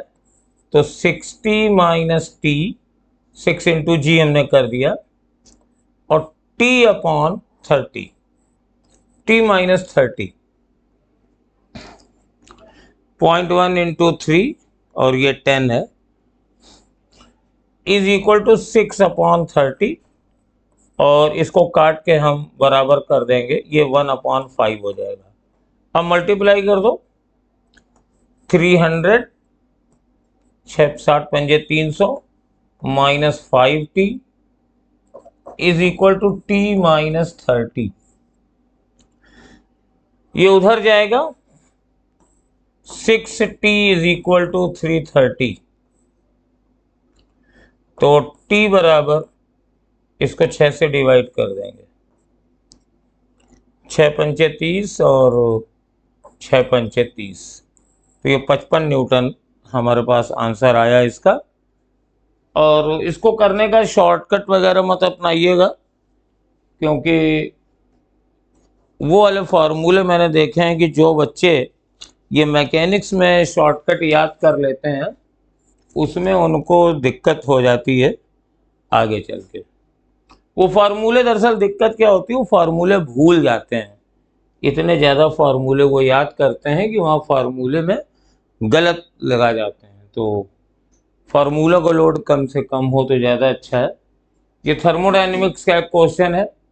Perfect gas goes from A to another state B by absorbing this joule of heat and doing this joule of external work. It is now transferred between the same two states in another process in which absorb 10 to the power 5 joule of heat. Then in the second process, work done on the gas is this, work done by the gas, work done on the gas। मतलब basically मुझे work done निकालना है। तो देखिए, दो states हैं, एक state A है और एक स्टेट बी है, और ये दो डिफरेंट प्रोसेस से जा रहा है। तो यहां से ऐसे गया, फिर ये किसी और से गया, तो चूंकि सेम स्टेट से सेम स्टेट में जा रहा है, तो मान लीजिए ये प्रोसेस नंबर 1 है, ये प्रोसेस नंबर 2 है। तो पहले प्रोसेस के लिए Q1 माइनस W1 बराबर UB माइनस UA, और दूसरे प्रोसेस के लिए Q2 माइनस W2 बराबर UB माइनस UA। तो यानी दोनों का Q1 माइनस W1 बराबर Q2 माइनस W2 होगा, और इसमें वैल्यू रख देनी है। तो पहले प्रोसेस में एब्जॉर्बिंग है, तो जब किसी सिस्टम को हीट एब्जॉर्ब करता है तो वो पॉजिटिव मानी जाती है साइन कन्वेंशन में। तो Q1 पॉजिटिव होगा, 8 इंटू 10 टू द पावर 5।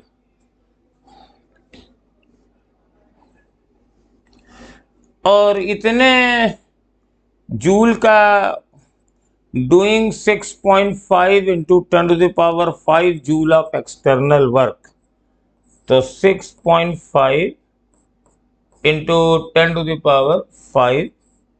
अब चूंकि गैस ने वर्क किया है तो ये पॉजिटिव है। और in second process absorb 10 to the power 5 joule of heat, और सपोज इसमें इसने W काम किया। अब माइनस कर लीजिए, 10 टू द पावर 5 कॉमन आ जाएगा, तो 8 माइनस 6.5, तो 1.5 इंटू 10 टू द पावर 5, और ये भी इधर जाएगा, minus 10 to the power 5 is equal to minus W। तो W is equal to minus 10⁵ और 1.5 माइनस 1 यानी 0.5 इंटू 10⁵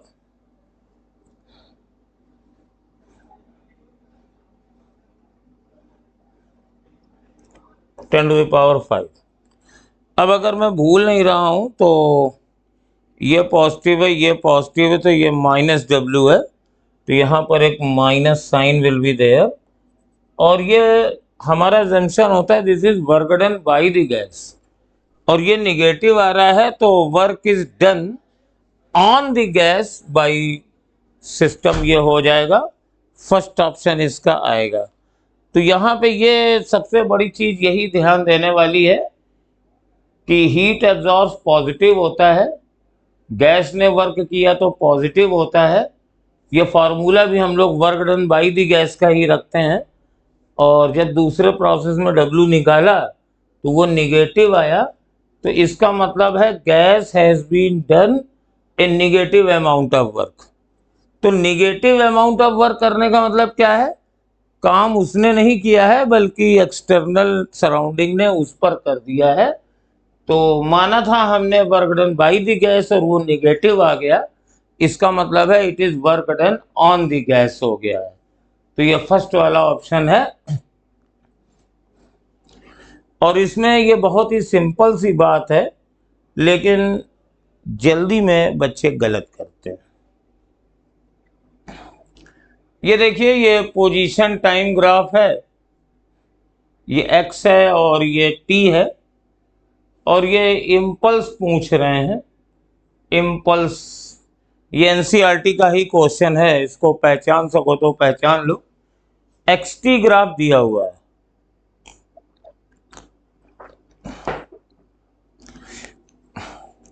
और इम्पल्स इसे कहां तक मिला, इम्पल्स पहला यहां मिला, 0 से चला, फिर यहां मिला, फिर यहां मिला, फिर यहां मिला, यहां मिला, जहां जहां कॉर्नर आ जाए, किसी भी ग्राफ में जहां कॉर्नर आ जाए वहां इम्पल्स मिलता है। अब इम्पल्स बराबर होता है, पहले तो देख लो इम्पल्स कितने कितने समय के बाद मिला, तो ये 0 सेकेंड है, ये 5 है, फिर ये 10 है, तो हर 5 सेकेंड के बाद इसको इम्पल्स मिल रहा है। तो 5 सेकेंड वाले दो ऑप्शन है, एक ये एक ये, इन दोनों का चॉइस तो खत्म हो गया है। अब इम्पल्स कैसे निकालते हैं, इम्पल्स होता है फोर्स इनटू टाइम, लेकिन फोर्स इनटू टाइम की value P2 minus P1 change in momentum के बराबर भी होती है, और जनरली इम्पल्स हम मोमेंटम से ही निकालते हैं। जैसे एक फुटबॉल है, रेस्ट में है, हमने इसको किक मारी, ये चल दी, तो पहले 0 थी, बाद की वेलोसिटी हम मेजर कर सकते हैं, तो ये change in momentum is impulse हो जाएगा। बाकी इम्पल्सिव में हमने फोर्स कितना लगाया उसको मेजर करना कठिन काम है। तो यहाँ पर अगर हमें निकालना है, जैसे इस समय इम्पल्स निकालना है, तो इसको मैं थोड़ा सा बड़ा कर देता हूं, ये ग्राफ यूं आया है ऐसे, तो इम्पल्स मिलने से पहले इसकी वेलोसिटी क्या थी, v1 बराबर, तो ये xt ग्राफ है, xt ग्राफ का स्लोप वेलोसिटी देता है, तो इसका स्लोप कितना है, ये वाली लाइन है, यहां पर लिखा हुआ है 10 और यहां पे लिखा हुआ है 0 और टाइम इंटरवल है 5, तो 10/5 यानी 2 metre per second initial velocity है ये, और 2 सेकेंड के बाद फाइनल वेलोसिटी इम्पल्स के बाद ये -2 हो गई है, वही 10/5 है। तो चेंज इन मोमेंटम कितना हुआ, P2, तो -2 इंटू मास 0.5 है, माइनस फिर 2 इंटू मास 0.5 है, तो -1 माइनस +1, ये -2 आ गया, तो इम्पल्स -2 न्यूटन सेकंड का है, या इसको चाहो तो किलोग्राम मीटर पर सेकंड भी बोल सकते हो, और यहाँ वाला इम्पल्स निगेटिव है, क्योंकि फाइनल वेलोसिटी निगेटिव है, इनिशियल पॉजिटिव है। और अगर यहाँ वाला इम्पल्स निकालोगे तो इनिशियल वाली निगेटिव है, फाइनल वाली है तो +2 हो जाएगा। तो हमें तो मैग्नीट्यूड ऑफ द इम्पल्स पूछ रहा है, वो मैग्नीट्यूड इसका 2 हो गया, फॉरगेट अबाउट साइन। तो मैग्नीट्यूड 2 है और टाइम इंटरवल 5 सेकेंड है, हर 5 सेकेंड के बाद इसको इम्पल्स मिल रहे हैं। तो फोर्थ आंसर है 5 सेकेंड टाइम इंटरवल है और 2 न्यूटन सेकेंड का इम्पल्स है। ये आपके एनसीईआरटी में भी दिया हुआ है क्वेश्चन। अब देखिए, ये बहुत इजी क्वेश्चन है। A long solenoid with 15 turn per centimeter, तो पहली बात इससे n निकाल लो, 15 और 1 सेंटीमीटर को मीटर में बदल देना है, 10⁻⁻²। तो number of turns per unit length 1500 हो जाएंगे। Has a small loop of area 2 centimetre square placed inside the solenoid normal to the axis. तो ये सोलिनॉइड है, ये इसकी एक्सिस है, इसके ऊपर ये है, और यहाँ पर एक एरिया रखा गया है, स्मॉल लूप है, और इसका एरिया ए बराबर है 2 centimetre square. Current carried by the solenoid changes steadily from 2 to 4। तो I1 बराबर 4 है, I1 बराबर 2 है, I2 बराबर 4 है, और बीच का टाइम इंटरवल 0.1 है। तो अब आप चाहते क्या हैं? इंड्यूस्ड ईएमएफ चाहते हैं। तो इंड्यूस्ड ईएमएफ क्या होगा? -n delta phi by delta T होगा। तो E बराबर माइनस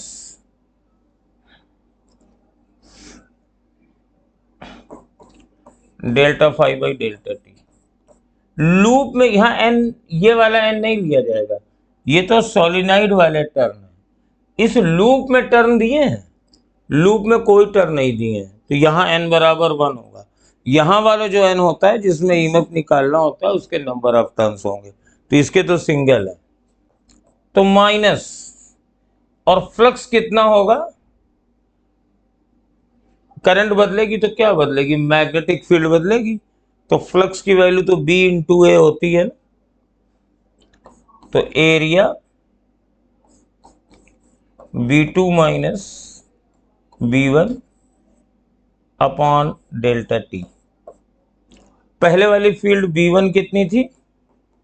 μ0 n I1, और B2 बराबर कितना था? μ0 n I2।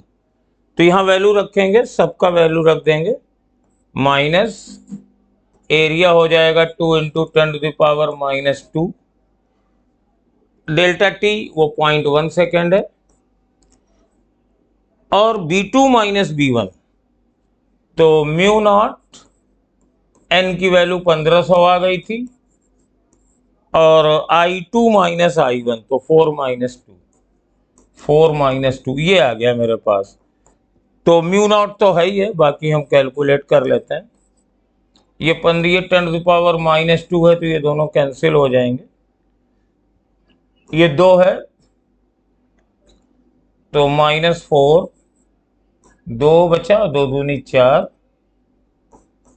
इंटू ये 15 है,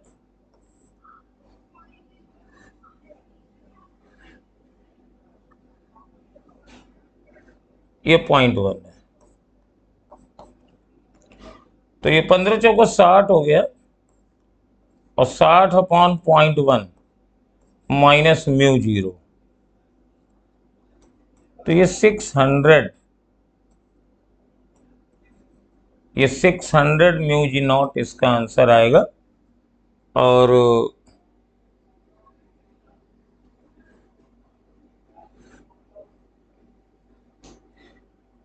लेकिन आंसर तो इसमें नहीं आ रहा है, कोई भी चारों ऑप्शन में से इसमें ऑप्शन नहीं है, तो क्या गड़बड़ है भाई?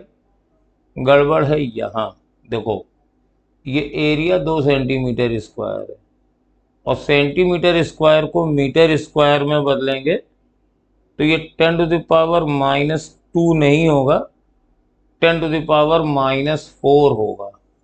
2 × 10⁻⁻4। तो यहाँ पे 10⁻⁻2 था, तो इसको हम लोग क्या करेंगे,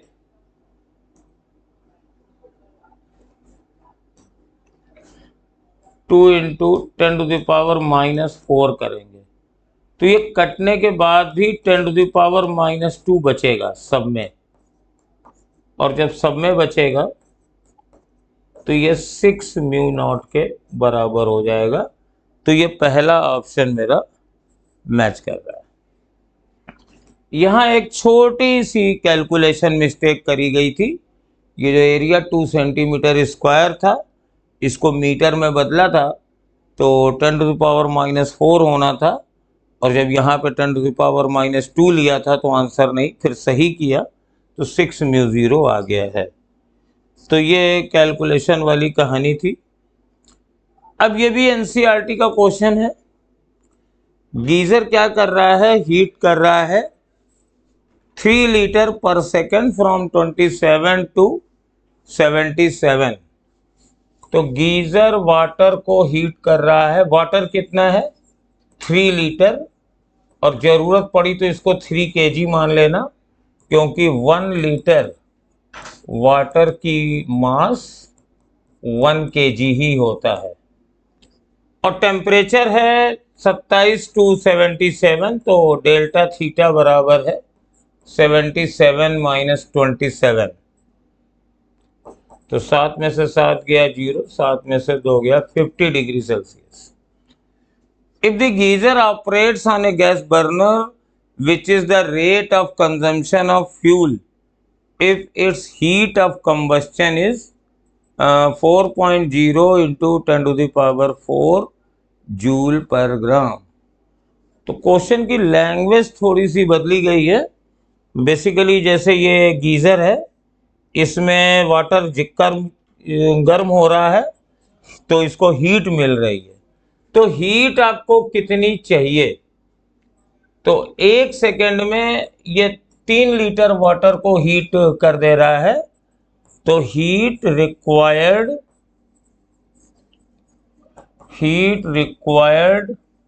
बाय इंस्ट्रूमेंट, मतलब गीजर, पर सेकेंड। तो ये कितना होगा, निकाल लीजिए, 3 kg, और आंसर डेफिनेटली मुझे जूल में निकालना है। तो 3 kg वाटर ले लीजिए, और वाटर की स्पेसिफिक हीट होती है 4.2 × 10⁻³ जूल पर kg। ये वाटर की स्पेसिफिक हीट जूल पर kg में है, और मल्टीप्लाइड बाय 50। इतनी हीट हमें चाहिए। और ये हीट कैसे मिलेगी, जब ये कैलोरी मीटर या कैलोरी जो भी गीजर है उसका फ्यूल कंज्यूम होगा। तो मान लो m ग्राम फ्यूल कंज्यूम हुआ, मान लो m ग्राम, तो m ग्राम जूल फ्यूल के कंज्यूम होने में इतनी हीट मिलती है, 4 × 10⁴। तो इसको बराबर कर दो, m × 4 × 10⁴ इज इक्वल टू 3 × 4.2 × 10⁻³ × 50। अब इसको आपको कैलकुलेट कर लेना है। तो m बराबर, अब यहाँ से ये खाली ये इसको काट दो, ये बचेगा 40, क्योंकि 10 इधर बच जाएगा ना। तो 3 × 4.2 × 50/40, तो ये काट दिया मैंने। अब इसको 15, m बराबर 15 × 4.2/4 हो गया है। अब ये कितने ग्राम आएगा आप निकाल सकते हो। इसको मल्टीप्लाई करोगे तो 4th वाला आंसर आना चाहिए। जरा करके देखो आ रहा है कि नहीं आ रहा है। मैंने मल्टीप्लाई ना करके सीधे 4 वाला आंसर टिक किया है। उसके पीछे तरीका क्या है, अगर हम इसको काट दें, इसको 16 मान लें तो ये 4 हो जाएगा, तो ये 16.4 आएगा। लेकिन ये 16 तो था नहीं, 15 था, तो जो 16 के आसपास वाला आंसर होगा उसको टिक कर दिया है और वो ये 15.7 है। आप चाहो तो सीधे कैलकुलेट कर लो, तब भी आंसर आ जाएगा। एनसीईआरटी के जो एक्सरसाइज वाले क्वेश्चन हैं या एग्जाम्पल वाले क्वेश्चन हैं, उसमें कैलकुलेशन थोड़ा सा लॉन्ग रखते हैं, लेकिन जब वो एनटीए में आता है तो एनटीए उसकी न्यूमेरिकल वैल्यू सिंपल कर देता है। अब ये देखिए यहाँ पे डायरेक्ट बायो सेवर्ट का है और यहाँ पर तुम्हें मैग्नेटिक फील्ड पूछी गई है, ये करंट एलिमेंट है। तो करंट एलिमेंट की वजह से मैग्नेटिक फील्ड होती है mu not upon 4 pi I delta L sine theta upon R square. तो ये म्यू नॉट अपॉन 4 पाई हो गया 10⁻⁻7, और डेल्टा एल, ये जो डेल्टा एक्स है, इसकी लंबाई दी है 1 सेंटीमीटर और करंट दी गई है 10 एम्पियर। तो करंट रख दीजिए 10, डेल्टा एक्स 1 सेंटीमीटर है, मीटर में रख लेंगे 1 इंटू 10⁻⁻2, और ये करंट एलिमेंट है, कलर बदल लेते हैं, ये करंट एलिमेंट है और ये पॉइंट है, तो इनके बीच में 90 डिग्री का एंगल है, तो साइन थीटा तो साइन 90 हो गया, और ये डिस्टेंस दी है 0.5 मीटर, तो 0.5 मीटर ही है, तो 0.5 का स्क्वायर, और बस इसको कैलकुलेट कर लेना है। तो 10⁻⁻2 ये 10⁻⁻8 हो गया, और ये 10 है, और नीचे ये 0.25 है, तो 10⁻⁻8। अब इसको काटना है, 2 जीरो ऊपर जाएंगे, 10 था ही, 1000/25, और ये 40 आ जाएगा, 25 चौको 100, तो 40 इंटू 10⁻⁻8 आ रहा है।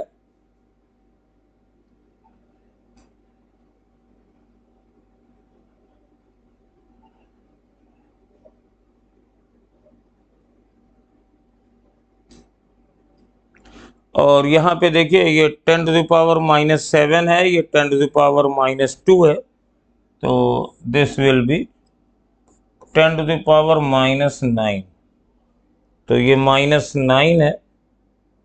हाँ अब ठीक है, तो 40 इंटू 10⁻⁻9 है, यानी 4 इंटू 10⁻8 है। वेरी सिली मिस्टेक, -7 -2 को -8 लिखा था। अब ये गलतियां मुझसे हो रही हैं यार, नीट का प्रेशर है, आपका भी होगा, ध्यान से रखिएगा, आप ऐसी गड़बड़ मत करिएगा। इसको देखिए, एसर्शन रीजन बड़ा कठिन लगता है, लेकिन ये कठिन है नहीं। Bohr's model, atomic model can be applied for every atom, तो ये गलत है। बोर्स का मॉडल सिर्फ सिंगल इलेक्ट्रॉन वाला, जिसे हाइड्रोजन लाइक कहते हैं, आइसोलेटेड स्टेट में लगता है, ये हर एटम के लिए सही नहीं। तो पहला वाला गलत हो गया। Energy state of electron in atom is continuous, तो ये तो बिल्कुल गलत है। बोर्स का क्वांटाइजेशन प्रिंसिपल ही है। जैसे हाइड्रोजन एटम ले लो, तो ग्राउंड स्टेट में तो एनर्जी -13.6 है, लेकिन इसके बाद बाकी थोड़ी ही है, इसके बाद ये है -3.4, तो कुछ special energies he is allowed है। कंटिन्यूअस का मतलब होता एक रेंज में सारी एनर्जी अलाउड होती, तो ये दोनों गलत हैं। तो हमारे पास ये दोनों गलत हैं, फोर्थ आंसर इसका सही होगा। दोनों ही असर्शन और रीजन गलत हैं। चलिए नेक्स्ट क्वेश्चन पे आते हैं। ये बहुत अच्छा क्वेश्चन है। ये बहुत अच्छा क्वेश्चन है और मैं आपको बताऊं कि इसको थोड़ा सा देखेंगे और ये वाला स्टेटमेंट जनता गलत करेगी। Light rays always travel along straight line path, ये गलत स्टेटमेंट है, क्योंकि जहां कहीं भी तुमने लाइट के बारे में पढ़ा होगा तो लिखा रहता है light travels along a straight line path in a homogeneous medium। Homogeneous medium जरूर लिखा रहता है, हमेशा लाइट रे स्ट्रेट लाइन में नहीं चलती है, सिर्फ होमोजीनियस मीडियम में चलती है। अगर किसी मीडियम में रिफ्रैक्टिव इंडेक्स ग्रेडियंट आ जाता है, मतलब डिस्टेंस के साथ रिफ्रैक्टिव इंडेक्स बदलता है, तो लाइट का पाथ कर्व हो जाता है, और वो फॉर एग्जांपल मिराज और लूमिंग का केस। अब देखिए पहला वाला देखते हैं। ये कह रहा है कि एक फिक्स वेक्टर है P।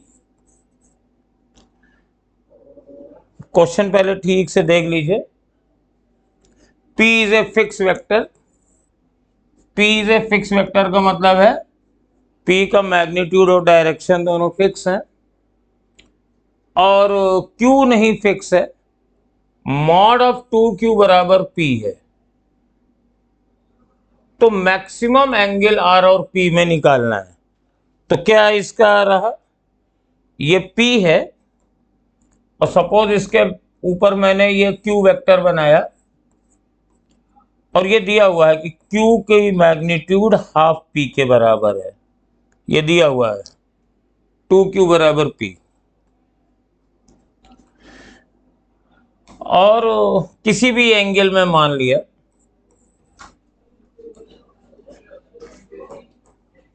ये इनका रिजल्टेंट है, और रिजल्टेंट और P के बीच का अल्फा मुझे मैक्सिमम चाहिए। मतलब वो कह रहे हैं कि अल्फा की वैल्यू मैक्सिमम 30 डिग्री है, यानी ये वाला एंगल 30 डिग्री से ज्यादा का नहीं हो सकता। तो कैसे नहीं हो सकता, पता नहीं ये सही है कि गलत है। तो हम निकालते हैं कि ये मैक्सिमम एंगल कितना होगा, क्योंकि देखो ये तो बात है ही है कि Q अगर डिफरेंट डायरेक्शन में होगा, अगर मान लीजिए Q ऐसे है तो ये है, और Q मान लीजिए हम ऐसे बना दें, यूं बना दें Q, मैग्नीट्यूड वही है P/2, तब ये वाला एंगल हो जाएगा, तब ये वाला एंगल हो जाएगा, अल्फा बदल जाएगा।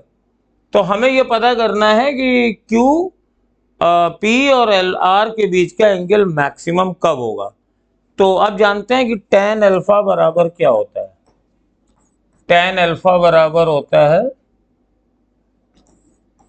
P और Q के बीच का एंगल अगर थीटा है तो Q sign theta upon P plus Q sine theta, P plus Q cos theta. अब मैं P की जगह 2Q रख देता हूं, क्योंकि ये दिया था 2Q बराबर P। तो Q sign theta upon 2Q plus Q cos theta, तो ये जाएगा sign theta upon 2 plus cos theta, और ये मेरे पास tan अल्फा है। और आप जानते हैं कि अल्फा के बढ़ने के साथ tan अल्फा भी बढ़ता है, तो अल्फा जब मैक्सिमम होगा तो tan अल्फा भी मैक्सिमम होगा, तो इसको हमें मैक्सिमाइज करना है। तो मैक्सिमाइज करने के लिए sign theta upon 2 plus cos theta, इसको y मान लीजिए,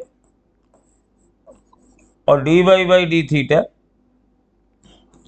इसको 0 के बराबर कर दीजिए, तो आपके पास थीटा की वैल्यू आ जाएगी। फिर थीटा की वैल्यू रख के tan अल्फा की वैल्यू रखेगी। तो ये बहुत ही लंबा चौड़ा सोल्यूशन है, इसको घर से करिएगा।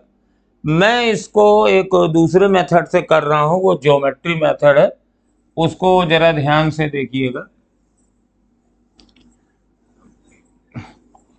ये वाला आप इस पास करके स्क्रीनशॉट लेके घर पे मैथमेटिक्स कर सकते हैं।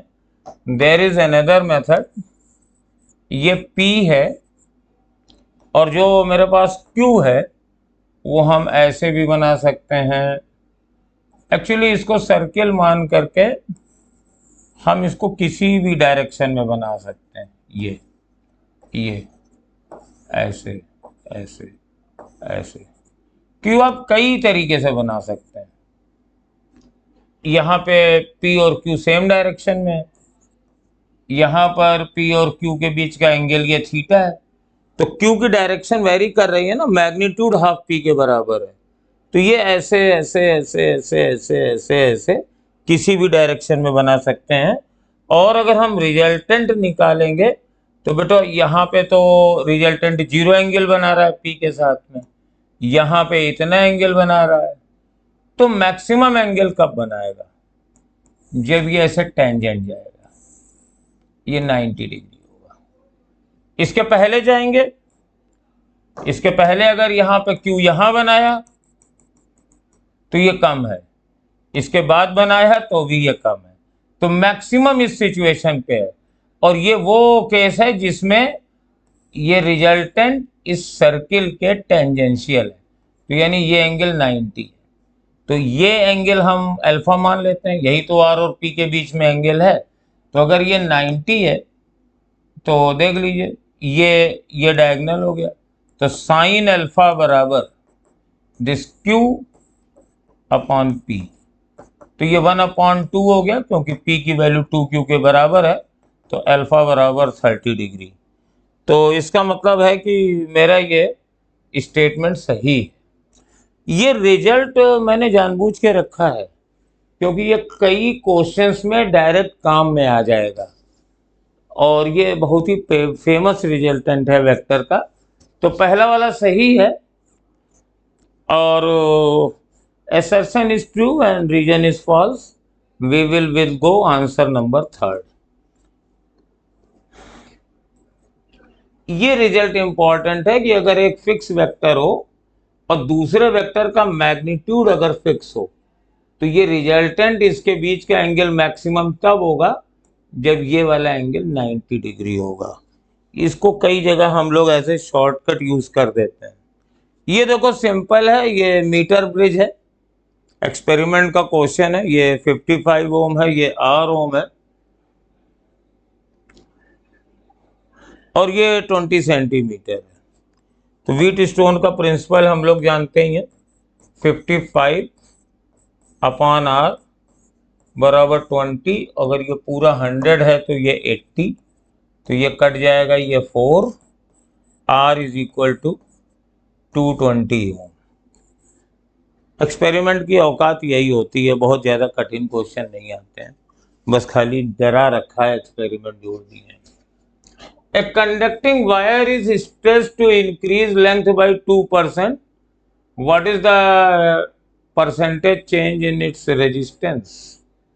तो आप जानते हैं कि रेजिस्टेंस को अगर आप खींच करके n फोल्ड कर देते हैं तो रेजिस्टेंस बराबर होता है रो L स्क्वायर अपॉन V।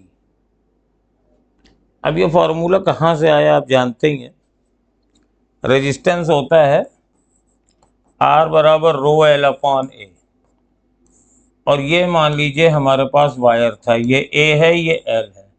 अब खींच के इसकी लंबाई को, अब हम इसको खींचेंगे तो लंबाई कम हो जाएगी तो एरिया कम हो जाएगा, तो हम वॉल्यूम वही रहेगा, तो वॉल्यूम के हम लिख देंगे वॉल्यूम A की जगह वॉल्यूम अपॉन L लिख देंगे, तो रजिस्ट R1 अपॉन R2, अब ये वॉल्यूम कांस्टेंट है, रो कांस्टेंट है, L1 square upon L2 square, तो अगर ये लेंथ 2% बढ़ेगी तो परसेंटेज चेंज रेजिस्टेंस में 4% हो जाएगा।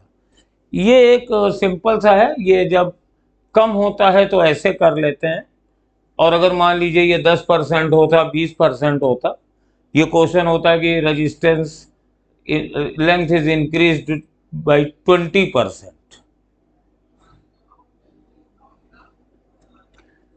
तो उस केस में हम लोग क्या करते, फिर ये फॉर्मूला लगाता 100 अपॉन 100 प्लस एक्स बराबर 100 और 100 प्लस 20 का ये परसेंट, इसका होल स्क्वायर, तब इससे निकालते। लेकिन अब चूंकि ये कम है तो डायरेक्ट आप कर सकते हैं, ये 4% आ जाएगा। तो क्वेश्चन नंबर 42 था ये देखने में बड़ा लंबा चौड़ा कठिन लगेगा सवाल, लेकिन ये कठिन नहीं है। इसको ऐसे समझिए, यहाँ पे स्पीड v है और यहाँ से यहाँ आप एनर्जी कंजर्वेशन अगर लगा दीजिए, यहाँ पे ये मानते हुए कि पोटेंशियल एनर्जी 0 है, तो half mu square plus mgh बराबर हाफ mv स्क्वायर। तो m कट जाएगा और 2 से मल्टीप्लाई कर दीजिए, u स्क्वायर प्लस 2gh बराबर v स्क्वायर। तो v square minus u square upon 2g, ये हाइट एनर्जी कंजर्वेशन से तुरंत आ गई।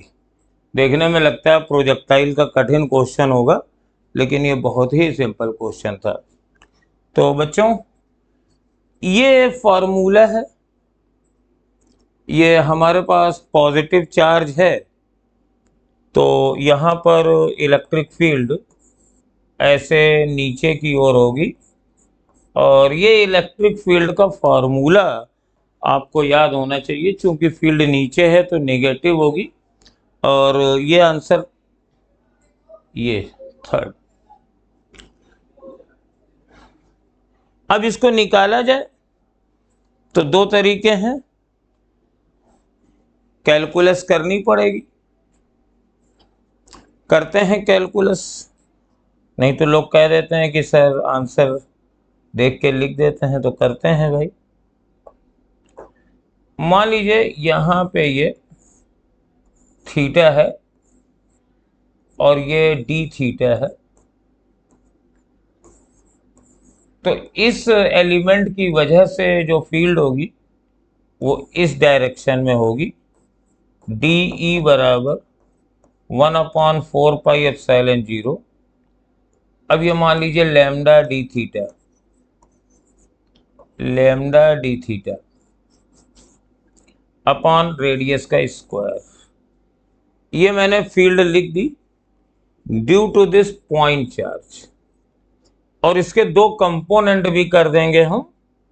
अगर ये एंगल थीटा है तो ये भी थीटा होगा, इसके 2 कंपोनेंट हम कर देते हैं, एक कंपोनेंट ऐसा होगा, एक कंपोनेंट ऐसा होगा। तो ये वाला कंपोनेंट होगा साइन थीटा, ये वाला कंपोनेंट होगा कॉस थीटा। ये D E sine theta cos theta और ये है डी ई साइन थीटा। ठीक इसके सिमेट्रिक हम एक पॉइंट और लेते हैं। अगर इधर से थीटा है तो इधर वाला थीटा लेंगे, इसकी वजह से भी फील्ड लेंगे, इसके भी 2 कंपोनेंट करेंगे, ये कंपोनेंट कट जाएंगे, यानी डी ई कॉस थीटा को हमें इंटीग्रेट करना है। तो डी ई कॉस थीटा और इंटीग्रेट करेंगे 0 से π/2, और इसको 2 से मल्टीप्लाई कर देंगे क्योंकि ये दोनों कॉस कंपोनेंट जुड़ गए हैं।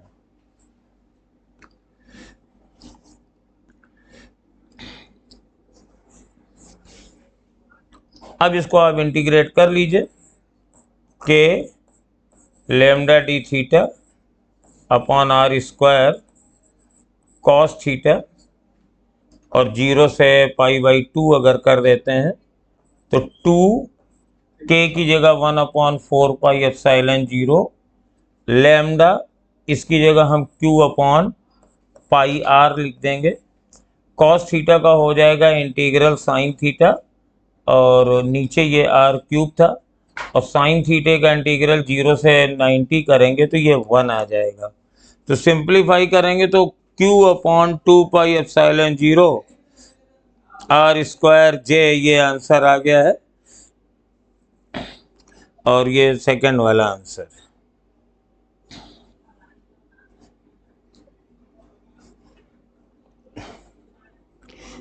और बेटर ये है कि जो फॉर्मूला होता है उसको आप याद कर लीजिए, ये लिखा होगा आपके बुक में, तो इंटीग्रेशन के चक्कर में आप ना पढ़ें तभी अच्छा है। बहुत ही सिंपल सा फॉर्मूला होता है यहाँ पर। और ये अगर थीटा है तो यहाँ पे कितना होगा, यहाँ sign theta by 2 upon theta by 2 और के और ये क्यू अपॉन आर स्क्वायर करके आ जाता है। और इसको अगर वैल्यू रखें तो साइन ये 90 बाई पाई बाई 2 आ जाएगा, और उससे ये बहुत इजीली ये आ जाएगा। इसको अगर लिखें तो 1/4 पाई एप्सिलॉन 0 है, 1/4 पाई एप्सिलॉन 0 है। ये क्यू है, ये रेडियस स्क्वायर है। थीटा यहाँ कितना है, 90 पाई है, तो उसका आधा कितना होगा, sign 91।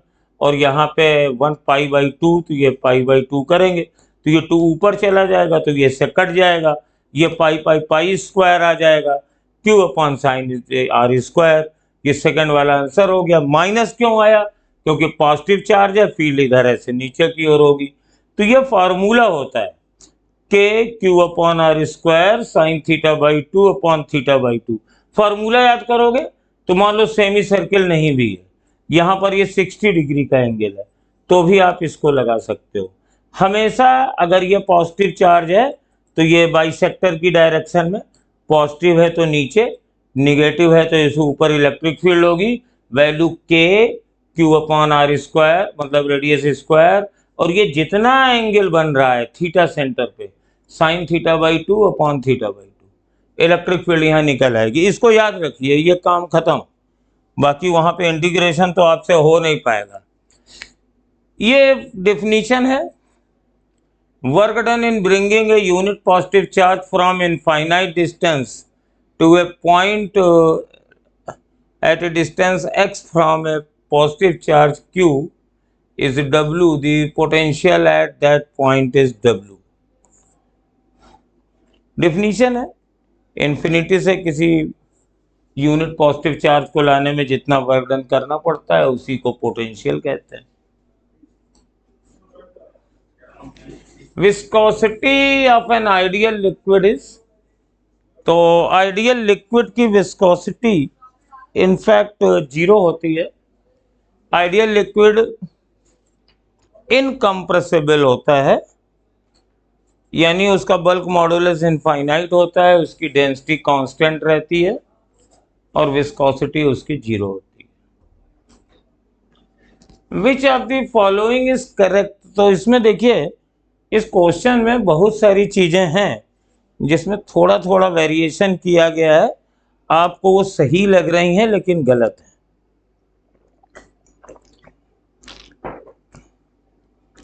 When a charged particle is projected perpendicular to the magnetic field, its path is always circle। हम लोग पढ़ते भी हैं, इसमें गलत क्या है, गलत ये है कि अगर ये यूनिफॉर्म होता तो सही होता। अगर मैग्नेटिक फील्ड यूनिफॉर्म नहीं है तो उसका पाथ सर्किल नहीं होगा। परपेंडिकुलर भेजोगे, मूव करेगा, फिर पाथ बदल जाएगा। तो ये क्यों गलत हुआ, क्योंकि यहाँ यूनिफॉर्म नहीं लिखा हुआ था, इसलिए ये गलत हो गया।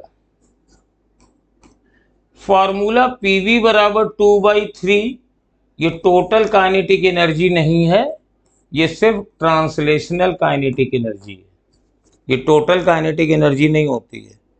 फार्मूले में जब हम लोग एनर्जी निकालते हैं तो रूट मीन स्क्वायर वेलोसिटी से निकालते हैं, तो ये वाली एनर्जी सिर्फ ट्रांसलेशनल एनर्जी आती है, जबकि टोटल एनर्जी में गैस की रोटेशनल एनर्जी भी आती है, that is not considered here.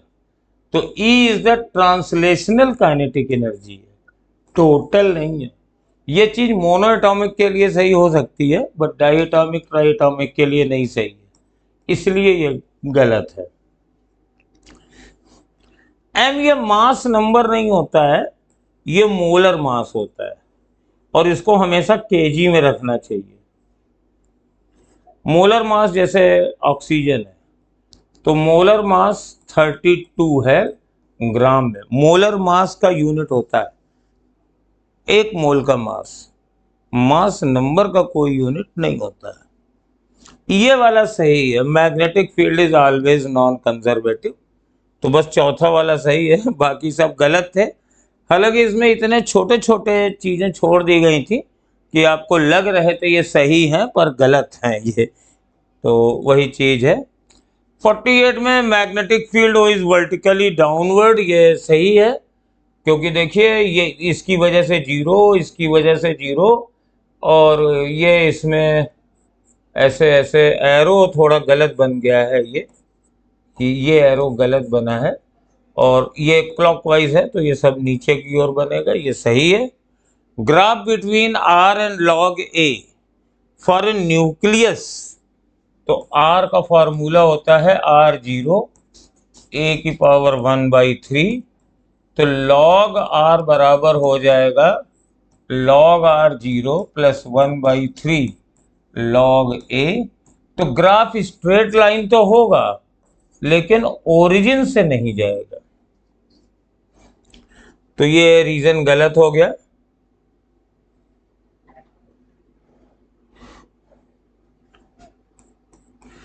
तो आंसर है first is right, assertion is true and reason is false.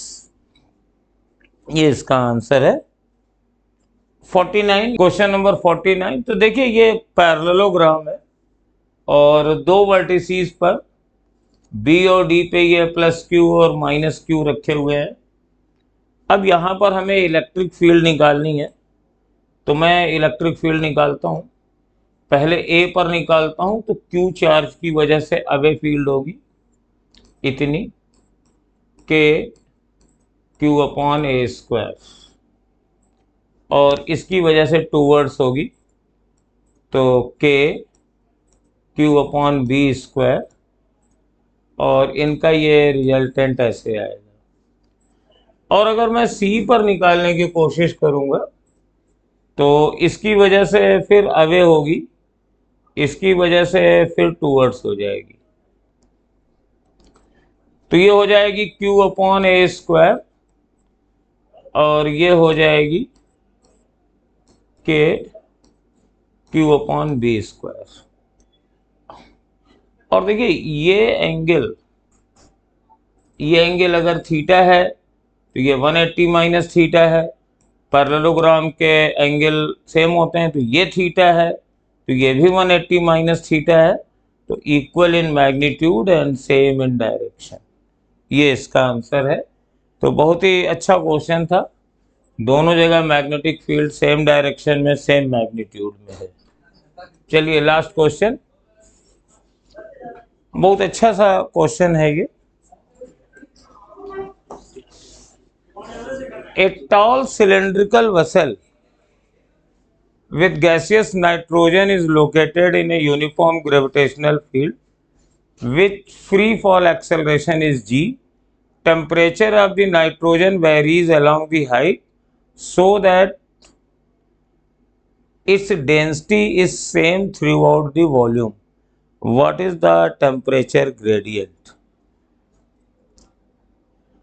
तो ये मान लीजिए 2 पॉइंट ले लिया, ये हमने H ले लिया इस तरीके से।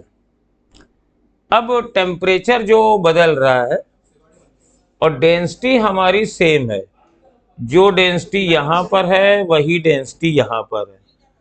और मान लीजिए ये जो टेम्परेचर है ये T1 और T2 है, तो पहले डेंसिटी लिखते हैं, PV बराबर nRT। तो प्रेशर बराबर mass upon volume upon molar mass into RT। तो मास अपॉन वॉल्यूम डेंसिटी है, तो डेंसिटी बराबर PM अपॉन RT, ये आ गया। तो यहां पर टेम्परेचर T1 है, यहां पर टेम्परेचर T2 है, डिस्टेंस H है। तो अब हमारे पास यहां पर हम पहले दोनों की जगह डेंसिटी बराबर करते हैं। तो यहां का प्रेशर लिखते हैं P1। सपोज ये पॉइंट ऊपर है, ये नीचे है, तो P1 बराबर हो जाएगा dRT1/m। प्रेशर बराबर dRT1/m और P2 बराबर हो जाएगा dRT2/m। अब आप जानते हैं कि प्रेशर नीचे ज्यादा होगा, तो P2 माइनस P1, या हम टेम्परेचर ग्रेडियंट जैसे निकाल रहे हैं, ऊपर की तरफ से जा रहे हैं, तो हम P1 माइनस P2 करेंगे तो ये आ जाएगा dR/m T1 माइनस T2। और P1 माइनस P2 हम जानते हैं यहां प्रेशर ज्यादा होगा, यहां कम होगा, और ये density into G into H के बराबर होगा।